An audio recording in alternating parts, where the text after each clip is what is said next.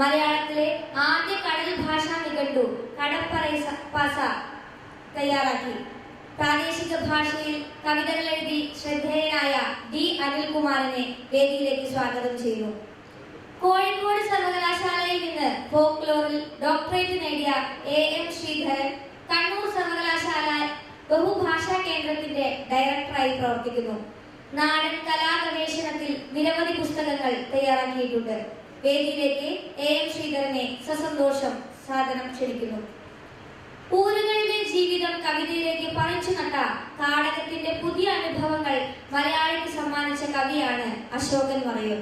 2018 കേരള സാഹിത്യ അക്കാദമിയുടെ കനകശ്രീ അവാർഡ് അദ്ദേഹത്തിന്റെ പച്ചവീട് എന്ന സമാഹാരത്തിനാണ് ലഭിച്ചത്. അശോകൻ മറയൂരിനെ വേദിയിലേക്ക് സ്വാഗതം ചെയ്യുന്നു. ഗോത്ര ജീവിതം അടയാളപ്പെടുത്തിയ പ്രകൃതിയുടെ പാഠപുസ്തകമാണ് സുകുമാരൻ ചാടികതയുടെ കവിതകൾ. മലയാളത്തിലും റാവുള ഭാഷയിലും അദ്ദേഹം കവിതകൾ എഴുതിയിട്ടുണ്ട്. കല്യാണച്ചോറ്, മീനുകളുടെ പ്രസവമുറി, മഴ ഭാഷ, കൂരി തുടങ്ങിയവ അദ്ദേഹത്തിന്റെ കവിതകളാണ്. കഥകളും പാട്ടുകളും തിരക്കഥകളും എഴുതിയ അദ്ദേഹം ഒരു അഭിനേതാവ് കൂടിയാണ്. സുകുമാരൻ ചാടികതയെ വേദിയിലേക്ക് സ്വാഗതം ചെയ്യുന്നു. എല്ലാവർക്കും നമസ്കാരം.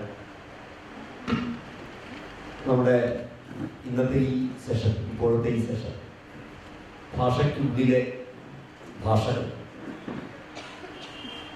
എനിക്ക് തോന്നുന്നു ഏറ്റവും സമകാല പ്രസക്തിയുള്ള, സാഹിത്യവുമായി മാത്രം ബന്ധപ്പെട്ടതല്ല, വ്യവഹാരവും സാഹിത്യവും ആയി ഒരുപോലെ ബന്ധപ്പെട്ട വളരെ പ്രധാനപ്പെട്ട ഒരു സെഷൻ ആണ്. രണ്ട് അടരുകൾ ഈ തലക്കെട്ടിലുണ്ട്. അതിലൊന്ന് നമ്മുടെ കേരളത്തിൻ്റെ ഏറ്റവും പ്രധാനപ്പെട്ട ഭാഷ മലയാളമാണ്. ആ മലയാളം ചരിത്രപരമായി വികസിച്ച് വന്ന ഒരു ഭാഷ. പക്ഷെ അതിനകത്ത് തന്നെ പല മലയാളങ്ങളുണ്ട് എന്ന് നമുക്കറിയാം. ഏത് മലയാളം എന്ന ചോദ്യം പല കോണുകളിൽ നിന്ന് ഉയർന്ന് കേൾക്കുന്ന ഒരു സന്ദർഭം കൂടിയാണ്. ഏത് മലയാളം എന്നുള്ള ചോദ്യം. അപ്പോൾ മലയാളത്തിനകത്ത പല മലയാളങ്ങൾ ഈ തീർച്ചയായിട്ടും ഈ സെഷന്റെ ഭാഗമായിട്ട് ചർച്ചയിൽ കടന്നു വരും. അതാണ് ഒരാള്. ദേശീയ ഭേദങ്ങളാവാം, അല്ലെങ്കിൽ മറ്റു പലതരം മൊഴിഭേദങ്ങളാവാം. ആ മൊഴിഭേദങ്ങൾക്ക്, ആ ദേശീയ ഭേദങ്ങൾക്ക് സാഹിത്യത്തിൽ ഉള്ള സ്ഥാനം ആവാം, സാഹിത്യത്തിൽ എങ്ങനെയാണത് അടയാളപ്പെടുത്തപ്പെട്ടത് എന്നതിനെ കുറിച്ചാവാം. ഇത്തരം കാര്യങ്ങൾ നമ്മുടെ ചർച്ചയുടെ പരിധിയിൽ വരും. രണ്ടാമതൊരു കാര്യം, വളരെ പ്രധാനപ്പെട്ട ഒരു കാര്യം, കേരളം മലയാളം മാത്രമല്ല, കേരളം എന്നുള്ള ഒരു ധാരണ ഇന്ന് വളരെയധികം ശക്തിപ്പെട്ടിട്ടുണ്ട്. ഒരു കാലത്തും കേരളം അങ്ങനെ ആയിരുന്നില്ല, മലയാളം മാത്രമായിരുന്നില്ല ഒരു കാലത്തും കേരളം.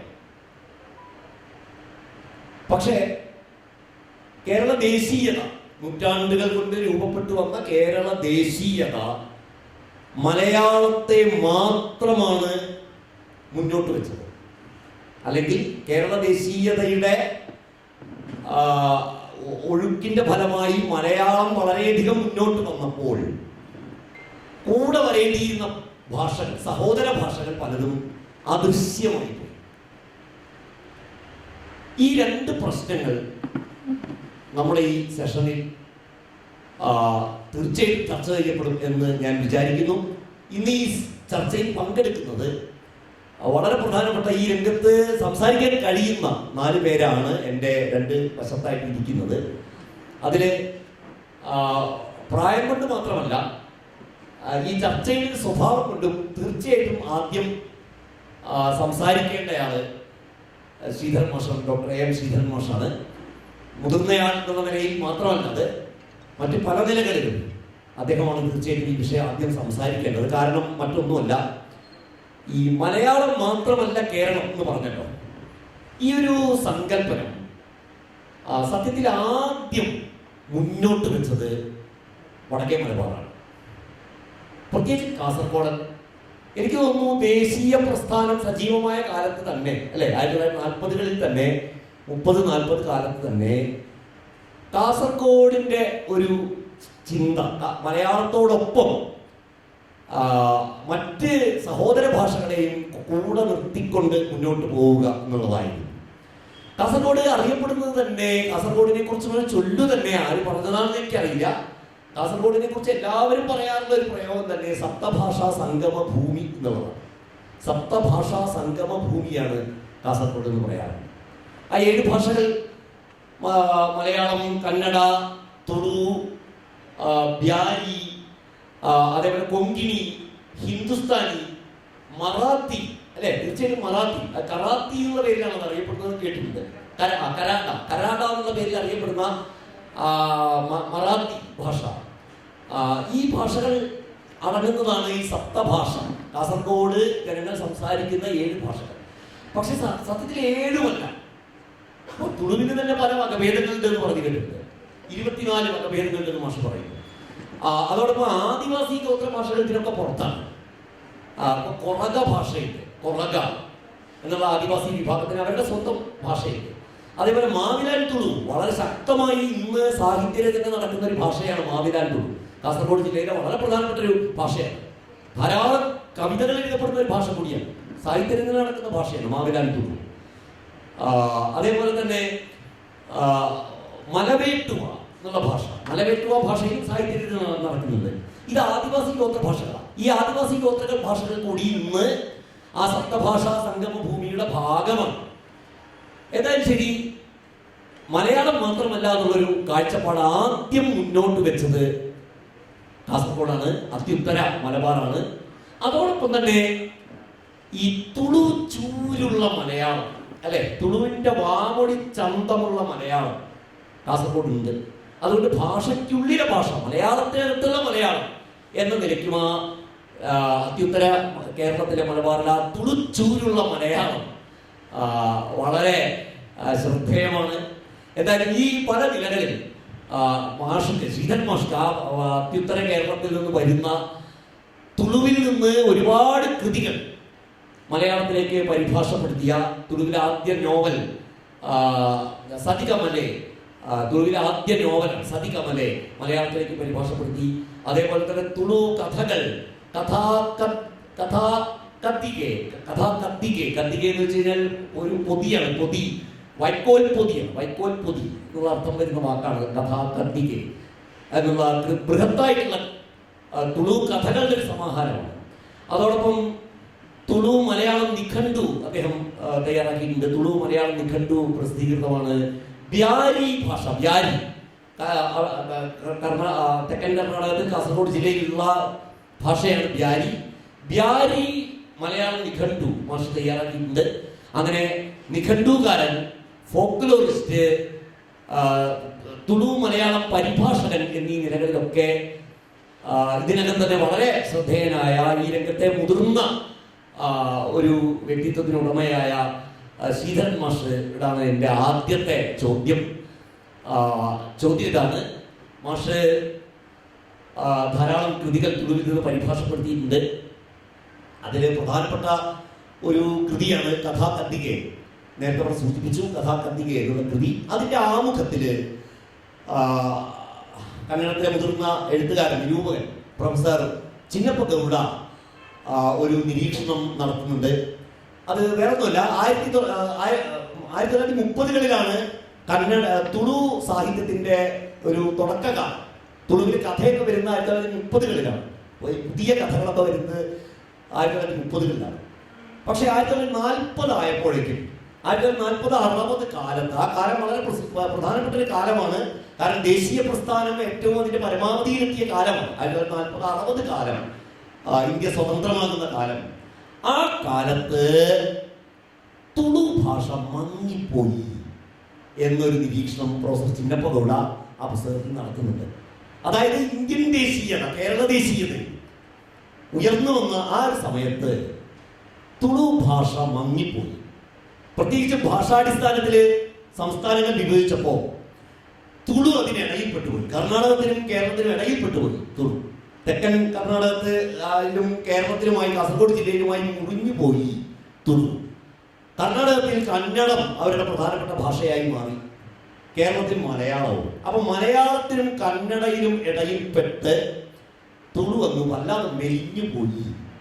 പിന്നീട് 70-കളിലാണ് 60-70 ആയപ്പോഴാണ് തുളു ഭാഷയുടെ ഒരു പുനരുത്ഥാനം സംഭവിക്കുന്നത് എന്ന് അദ്ദേഹം അതിൽ പറയുന്നുണ്ട്. അപ്പൊ എന്നോട് എനിക്ക് ചോദിക്കാനുള്ള ചോദ്യം ഇതാണ്. മാഷ് തുളുവിൽ നിന്ന് ധാരാളം കൃതികൾ പരിഭാഷപ്പെടുത്തുന്നു.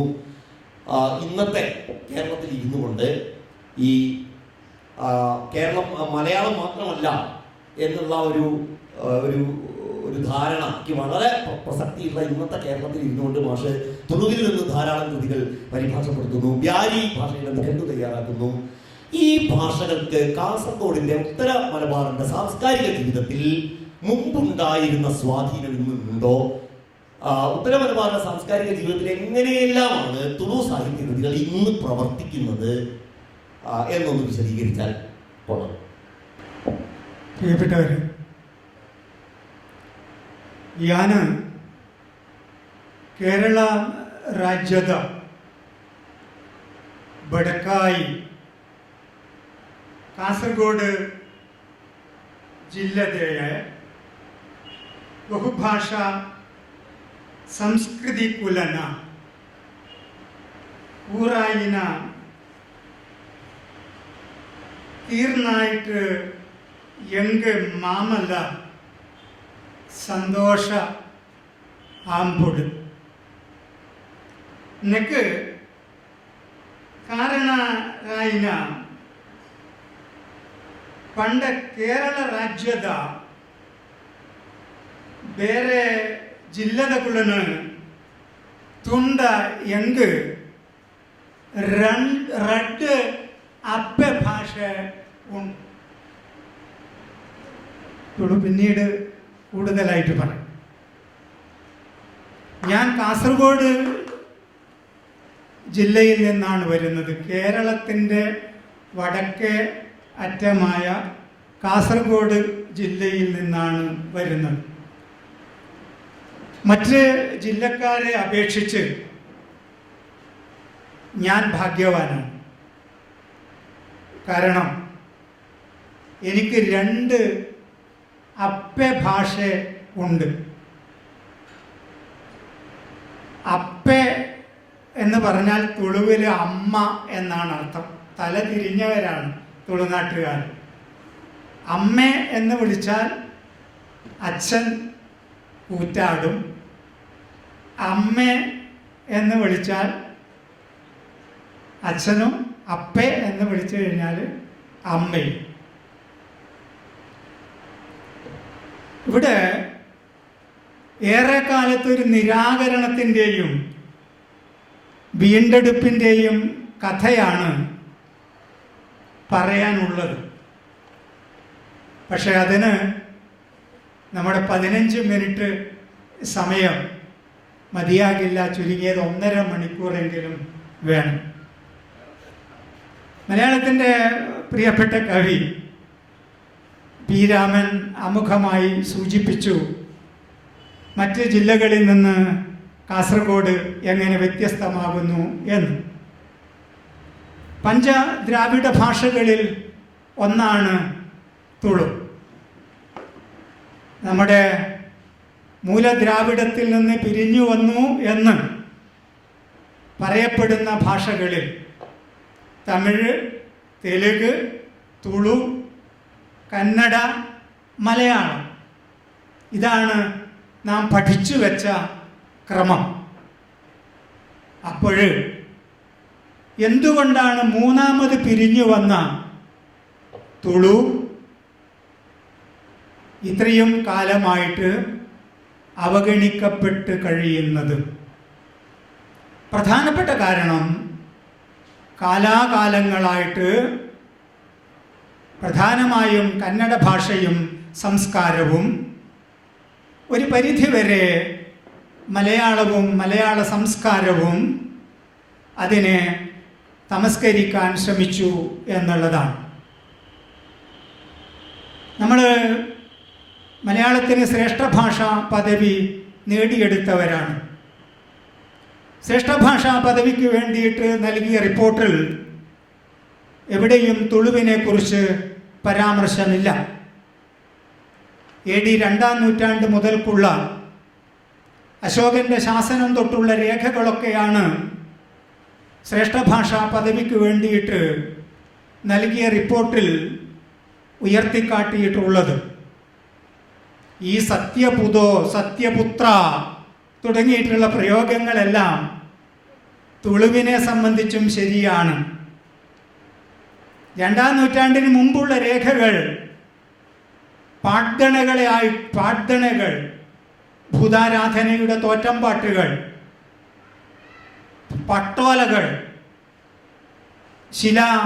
താമ്രശാസനങ്ങൾ ഒക്കെ തന്നെ തുളുനാടിൻ്റെ വിവിധ ഭാഗങ്ങളിലായിട്ട് കുന്താപുരം, ഉടുപ്പി, മംഗലാപുരം, കാസർഗോഡിൻ്റെ വിവിധ ഭാഗങ്ങളിൽ നിന്നൊക്കെയായിട്ട് കണ്ടെടുക്കപ്പെട്ടിട്ടുണ്ട്. പക്ഷെ അതൊക്കെ ഇന്നും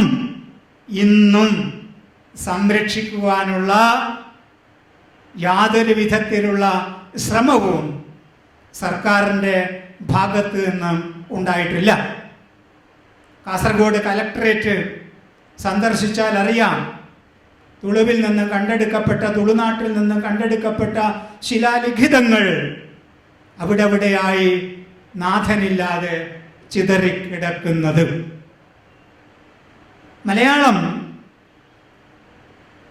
തമ്പുരാക്കന്മാരുടെ നിരീക്ഷണങ്ങളിൽ നിന്ന് പുറത്തു കടക്കാൻ ഒരിക്കലും ശ്രമിച്ചിട്ടില്ല.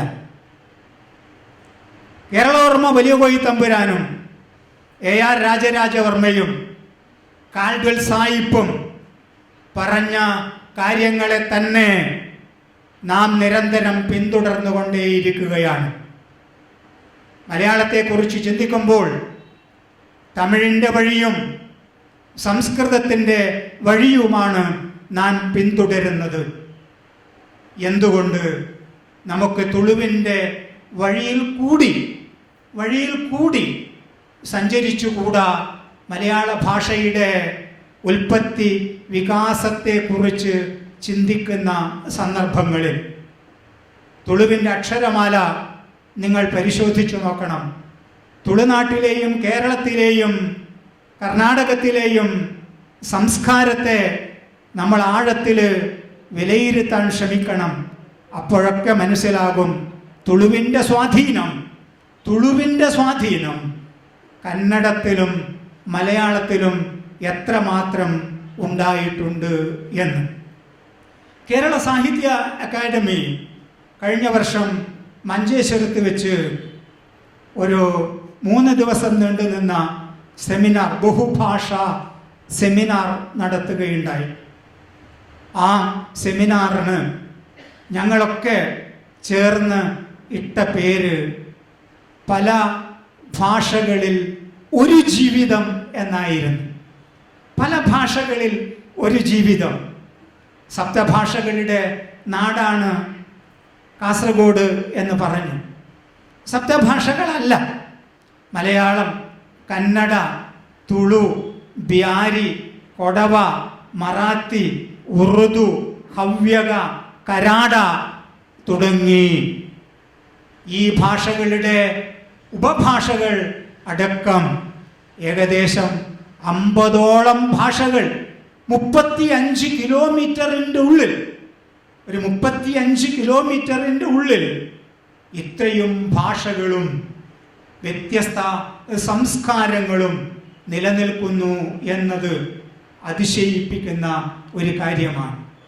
അതുകൊണ്ട് ഞാൻ സാധാരണ പറയാറുള്ളത്, ഇവിടെ കേരളത്തിൻ്റെ ദേശീയതയെക്കുറിച്ച് പറഞ്ഞു, ഇന്ത്യൻ ദേശീയതയുടെ നമ്മൾ ഏകഭാഷയെക്കുറിച്ചും ഏക സംസ്കാരത്തെക്കുറിച്ചും ഒക്കെ സംസാരിച്ചു കൊണ്ടിരിക്കുന്ന ഒരു കാലഘട്ടത്തിൽ ഇതാ ഈ ഇന്ത്യൻ ദേശീയതയുടെ ഒരു പരിച്ഛേദം, ഇന്ത്യൻ ദേശീയതയുടെ ഒരു മിനിയേച്ചർ രൂപം നിങ്ങൾക്ക് കാണണമോ? വരൂ കാസർഗോഡ് ജില്ലയിലേക്ക് എന്നാണ് എനിക്ക് താഴ്മയോട് പറയാനുള്ളത്. കള്ളക്കടത്തുകാരൻ്റെ നാടെന്നും അല്ലേ, തിരുവനന്തപുരത്തിൽ നിന്നും ഈ പണിഷ്മെന്റ് ട്രാൻസ്ഫർ നൽകാനുള്ള ഇടമെന്നും ഒക്കെയാണ് കാസർഗോഡിനെ വിശേഷിപ്പിക്കുക. ഫ്രാൻസിസ് ബുക്കാനൻ അദ്ദേഹത്തിൻ്റെ മദ്രാസിൽ നിന്ന് മലബാറിലൂടെ കാനറയിലേക്കുള്ള യാത്ര എന്നുള്ള പുസ്തകത്തിൽ പോലും ഇതിനെ കാസർഗോഡ് ജില്ലയെ കുതികാൽവെട്ടിൻ്റെയും കള്ളവാറ്റിൻ്റെയും പെൺവാണിഭത്തിൻ്റെയും ഒക്കെ നാടായിട്ട് ചിത്രീകരിക്കുകയുണ്ടായി.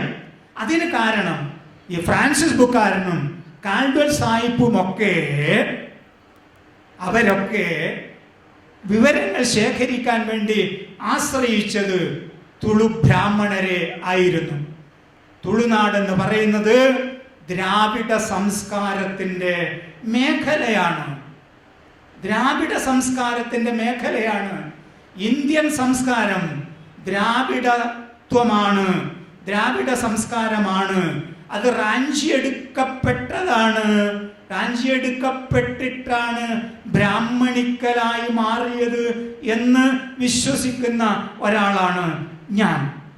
അപ്പോൾ ഈ തുളു ബ്രാഹ്മണന്മാരാണ് ഈ ദ്രാവിഡ സംസ്കാരത്തെക്കുറിച്ച് തെറ്റായിട്ടുള്ള രീതിയിലുള്ള വിവരങ്ങൾ മിഷനറിമാർക്ക് നൽകിയത്. അതുകൊണ്ടാണ് കാൽഡ്വൽ തുളുവിനെ കുറിച്ച് ഒന്നും പറയാതിരുന്നത്. കാൽഡ്വൽ പറയാതിരുന്നത് കൊണ്ട് AR രാജരാജവർമ്മയും മിണ്ടാതിരുന്നു. രാജരാജവർമ്മ മിണ്ടാത്തതിനെ കുറിച്ച് മിണ്ടിയാൽ നമ്മുടെ തിരുവനന്തപുരത്തെ ആസ്ഥാന പണ്ഡിതന്മാർക്ക് നിലനിൽപ്പുണ്ടാകില്ല എന്നുള്ളത് കൊണ്ടായിരിക്കാം അവർ ശ്രേഷ്ഠ ഭാഷയെക്കുറിച്ച് ചിന്തിക്കുമ്പോൾ റിപ്പോർട്ട് എഴുതിയപ്പോൾ തുളുവിനെ വിട്ടത്.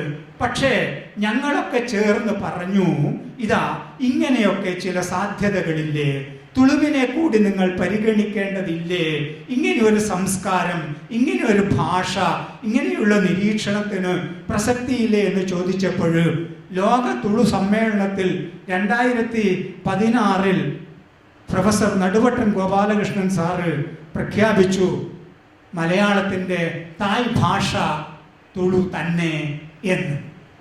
അത് മനസ്സിൽ തട്ടി പറഞ്ഞതാണെങ്കിലും അല്ലെങ്കിലും അങ്ങനെ പറയിക്കാൻ സാധിച്ചു എന്നുള്ളത്, ആ വഴിയിലൂടെ ചിന്തിക്കാൻ പ്രേരിപ്പിച്ചു എന്നുള്ളത്. നമ്മൾ ഈ പാടിപ്പതിഞ്ഞ വഴിയിൽ ഭാഷയ്ക്ക് അനേകം സാധ്യതകളുണ്ട്. ആ സാധ്യതകൾ ആരായേണ്ടതായിരുന്നു എന്നാണ് ഞാൻ പറഞ്ഞതിൻ്റെ ചുരുക്കം. നൽകതായ, ഹൊലയ, വണ്ണാൻ, നരസണ്ണ, അഗസ, ജോഗി, കളാൻ, കുളാൻ, ബില്ലവ, മൻസ, മൊഗവീര, ബാഗുഡ, ബൈര, മുണ്ടാള, പമ്പത, കുംഭാര, ബണ്ട് തുടങ്ങി നിരവധി ജാതി സമൂഹങ്ങളുടേതായിട്ടുള്ള വ്യത്യസ്തതയാർന്ന തുളു ഭേദങ്ങൾ അവിടെ ഉണ്ട് എന്ന് മനസ്സിലാക്കണം. 17-ാം നൂറ്റാണ്ട് വരെയുള്ള ശാസനങ്ങൾ നമുക്ക് കണ്ടുകിട്ടിയിട്ടുണ്ട്. അതിനുശേഷവും തീർച്ചയായിട്ടും നമ്മുടെ മധൂര് അമ്പലത്തിൻ്റെ മുന്നിൽ നിങ്ങൾക്ക് ഒരു ശിലാശാസനം കാണാൻ വേണ്ടി പറ്റാം. പക്ഷെ ആ ശിലാശാസനം നിങ്ങൾക്ക് വായിക്കാൻ പറ്റില്ല. വായിക്കാൻ പറ്റാത്ത രീതിയിൽ അതിനെ വികൃതമാക്കിയിട്ടുണ്ട്. ഭാഷാ പണ്ഡിതന്മാർ, പുരാവസ്തു രേഖകൾ പരിശോധിക്കുന്നവർ പറയുന്നത് തീർച്ചയായിട്ടും തുളു ഭാഷയുടെ തുളു സംസ്കാരത്തിൻ്റെ പ്രാക്തനതയെ സൂചിപ്പിക്കുന്നതാണ് ആ ശാസനം എന്ന് MR രാഘവാര്യരെ പോലെയുള്ളവർ ചൂണ്ടിക്കാണിച്ചതും ഞാൻ ഈ സന്ദർഭത്തിൽ ഓർക്കുകയാണ്. ഞാൻ ചുരുക്കാം, രണ്ടാമത്തെ റൗണ്ടിൽ മറ്റു കാര്യങ്ങൾ പറയാം. 1921 മുതൽക്കുള്ള പുതിയ സാഹിത്യം കണ്ടെടുക്കപ്പെട്ടിട്ടുണ്ട്. മലയാളത്തിൽ അല്ലെങ്കിൽ ഇന്ത്യയിൽ എല്ലാ ഭാഷകളിലും ഉണ്ടായിട്ടുള്ള ഉണർവുകളെല്ലാം തന്നെ, അത്രേ ഞാൻ പറയുന്നില്ല, അതറിയാത്തവരല്ല ഇവിടെ ഇരിക്കുന്നത്. സാഹിത്യത്തിൻ്റെ മേഖലയിൽ കവിതയിലാകട്ടെ, കഥയിലാകട്ടെ, നോവലിലാകട്ടെ, എല്ലാം നമ്മുടെ ഇന്ത്യൻ സാഹിത്യത്തിലുണ്ടായ ഉണർവുകളെല്ലാം തന്നെ ഏറ്റക്കുറച്ചിലുകളോടുകൂടി സ്വാംശീകരിക്കുന്നതിന് വേണ്ടി തുളുവിനും സാധിച്ചിട്ടുണ്ട്. അതുകൊണ്ട് തുളുവിന് ഇന്നത്തെ ചർച്ചയിൽ നൽകിയ പരിഗണനയിൽ സാഹിത്യ അക്കാദമിയോട് ഞങ്ങൾ കാസർഗോഡുകാർ വളരെ കടപ്പെട്ടിരിക്കുന്നു. ഈ ഭാഷയെ, ഈ സംസ്കാരത്തെ പുറത്തു കൊണ്ടുവരേണ്ടുന്നത് പുതിയ കാലഘട്ടത്തിൻ്റെ ആവശ്യമാണ്. കാരണം ഈ ഭാഷകളും ഈ ദ്രാവിഡ സംസ്കാരവും ഈ ജാതിവർഗങ്ങളും ഒക്കെ വളരെ വൈകാതെ ഇല്ലാതായി പോയേക്കുമോ എന്ന് സംശയിക്കുന്ന ഒരാളാണ് ഞാൻ. ഈ ബഹുത്വം, ഈ ബഹുലത നഷ്ടമാകാതെ സൂക്ഷിക്കേണ്ടുന്നത് ഇന്ത്യൻ ദേശീയതയുടെ, പ്രത്യേകിച്ച് ഇന്നത്തെ ദിവസത്തിന് പ്രത്യേകതയുണ്ട്. ഗാന്ധിജിയെ നമ്മൾ അനുസ്മരിക്കുന്ന ദിവസമാണ്. ഗാന്ധി വിഭാവനം ചെയ്ത ഒരു ലോകക്രമം സാധ്യമാകണം എന്നുണ്ടെങ്കിൽ തുളുനാടിൽ മുന്നോട്ട് വെക്കുന്ന ദേശീയതാ സങ്കല്പം നാം തിരിച്ചു പിടിക്കേണ്ടതുണ്ട്. നന്ദി മോശെ വളരെ കൃത്യമായി തന്നെ തുളുവും മലയാളവും തമ്മിലുള്ള ബന്ധത്തെക്കുറിച്ച്, അതും ചരിത്രത്തിനപ്പുറത്ത് നിന്നുകൊണ്ട് മോശ് വളരെ കൃത്യമായി അത് ഇന്നും തുടരുന്നതിനെ കുറിച്ച് വളരെ കൃത്യമായി തന്നെ മോശ് സംസാരിച്ചു. പക്ഷേ ഈ നമ്മൾ എൻ്റെ കൂടെ തന്നെ ഈ കാസർഗോഡൻ ചൂരുള്ള മലയാളം ഉണ്ടല്ലോ, ഈ തുളു അല്ലെങ്കിൽ കൃത്യമായി തുളുച്ചൂരുള്ള കാസർഗോഡൻ വാമൊഴി. ആ വാമൊഴിയിൽ അടുത്ത കാലത്തൊരു തുളു നോവൽ പരിഭാഷപ്പെടുത്തിയത് ഞാൻ വായിക്കുകയുണ്ടായി. നാണബല്ലിച്ചൻ പോയാൽ തിരിച്ചിട്ടു ആ നോവലിൻ്റെ തലക്കെട്ട്. മഹാലിംഗ എഴുതിയ ഒരു നോവലിൻ്റെ പരിഭാഷ. അത് ആ പരിഭാഷകൻ ചെയ്തത് എനിക്ക് തോന്നുന്നു ഡോക്ടർ KT രവീന്ദ്രൻ എന്നൊരാളാണ് പരിഭാഷ ചെയ്തത് തോന്നുന്നു. അദ്ദേഹം ആ തുളു നോവൽ മലയാളത്തിലേക്ക് പരിഭാഷപ്പെടുത്തിയപ്പോൾ കാസർഗോഡൻ വാമൊഴിയിലാണ് ആ നോവൽ മുഴുവൻ പരിഭാഷപ്പെടുത്തിയത്. അതിന്റെ തലക്കെട്ട് തന്നെ ഇങ്ങനെയാണ്: നാണബെല്ലിച്ചൻ പുഴയുമല്ല പോയ തിരിച്ചിറ്റു എന്നാണ് തലക്കെട്ട്, നോവലിന്റെ തലക്കെട്ട്. ഞാൻ ഓർമ്മിച്ചു കേട്ടു, നമുക്ക് അതിലേക്ക് വരാം. എന്തായാലും ശരി, നമുക്ക് അനിലിലേക്ക് വരാം, B. അനിൽകുമാറിലേക്ക് വരാം. അനില് മലയാള കവിതയില് ഈ വാമൊഴിയുടെ മലയാളത്തിനുള്ളിലെ മലയാളം, നമ്മളിപ്പോൾ കാസർഗോഡൻ ചൂരുള്ള തുളുച്ചൂരുള്ള മലയാളത്തെ കുറിച്ച് പറഞ്ഞു. വളരെ കൃത്യമായി ഒരു നെയ്തൽ മലയാളം ഉപയോഗിച്ച കവിയാണ് D. അനിൽകുമാർ. ആ നെയ്തൽ മലയാളത്തിന് കടപ്പറ ഭാഷ എന്ന് അനിൽ പറയുന്നു. തൻ്റെ ഭാഷ കടപ്പറ ഭാഷയാണ്, കടപ്പറ ഭാഷ ആണ് എന്ന് അനിൽ പറയും. അനിൽ എഴുതാൻ തുടങ്ങി വളരെ ചെറിയ പ്രായത്തിൽ തന്നെ എഴുതാൻ തുടങ്ങിയ ആളാണ്. 17-18 വയസ്സിൽ അനിലിൻ്റെ ആദ്യത്തെ സമാഹാരം വരുന്നുണ്ട്. രണ്ടാമത്തെ സമാഹാരം ചങ്കൊണ്ടോ പറക്കൊണ്ടോ എന്നുള്ള സമാഹാരം 2018 പുറത്തിറങ്ങി. ആ പുസ്തകത്തിലൂടെയാണ് അനിലിനെ മലയാള വായനക്കാര് വായിക്കുന്നത് ആദ്യം. അതിനുശേഷം അടുത്തിടെ കഴിഞ്ഞ വർഷം 2021 അനിലിന്റെ അടുത്ത പ്രധാനപ്പെട്ട പുസ്തകം അവിയൻകോര എന്നുള്ള പുസ്തകം പുറത്തു വരുന്നു. വളരെ പ്രധാനപ്പെട്ട മലയാളത്തിലെ സമകാല മലയാളത്തിലെ വളരെ പ്രധാനപ്പെട്ട ഒരു പുസ്തകമാണിത്.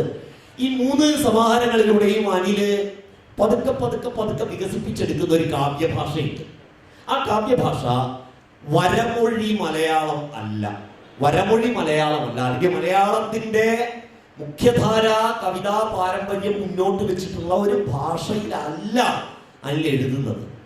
അനിൽ തന്റെ തീരദേശത്തെ, വിഴിഞ്ഞത്തെയും പരിസരത്തെയും ജനങ്ങൾ സംസാരിക്കുന്ന ഭാഷയാണ് തന്റെ കവിതയുടെ അതിന്റെ ശരീരമായിട്ട് അനിൽ തിരഞ്ഞെടുത്തിട്ടുള്ളത്. എങ്ങനെയാണ് അനിൽ അങ്ങനെ ഒരു വഴിയിലേക്ക് അനിൽ എത്തിപ്പെട്ടത്? എനിക്ക് തോന്നുന്നു അനിലിന്റെ ആദ്യ സമാഹാരത്തിലെ കവിതകൾ അങ്ങനെ ആയിരുന്നില്ല, അത് മാനക ഭാഷയിൽ എഴുതിയ കവിതകളായിരുന്നു. പക്ഷെ പിന്നീട് രണ്ടാമത്തെ പുസ്തകത്തിലേക്ക് എത്തുമ്പോഴേക്കും അനിലിന്റെ കവിതയുടെ ഭാഷ മാറി.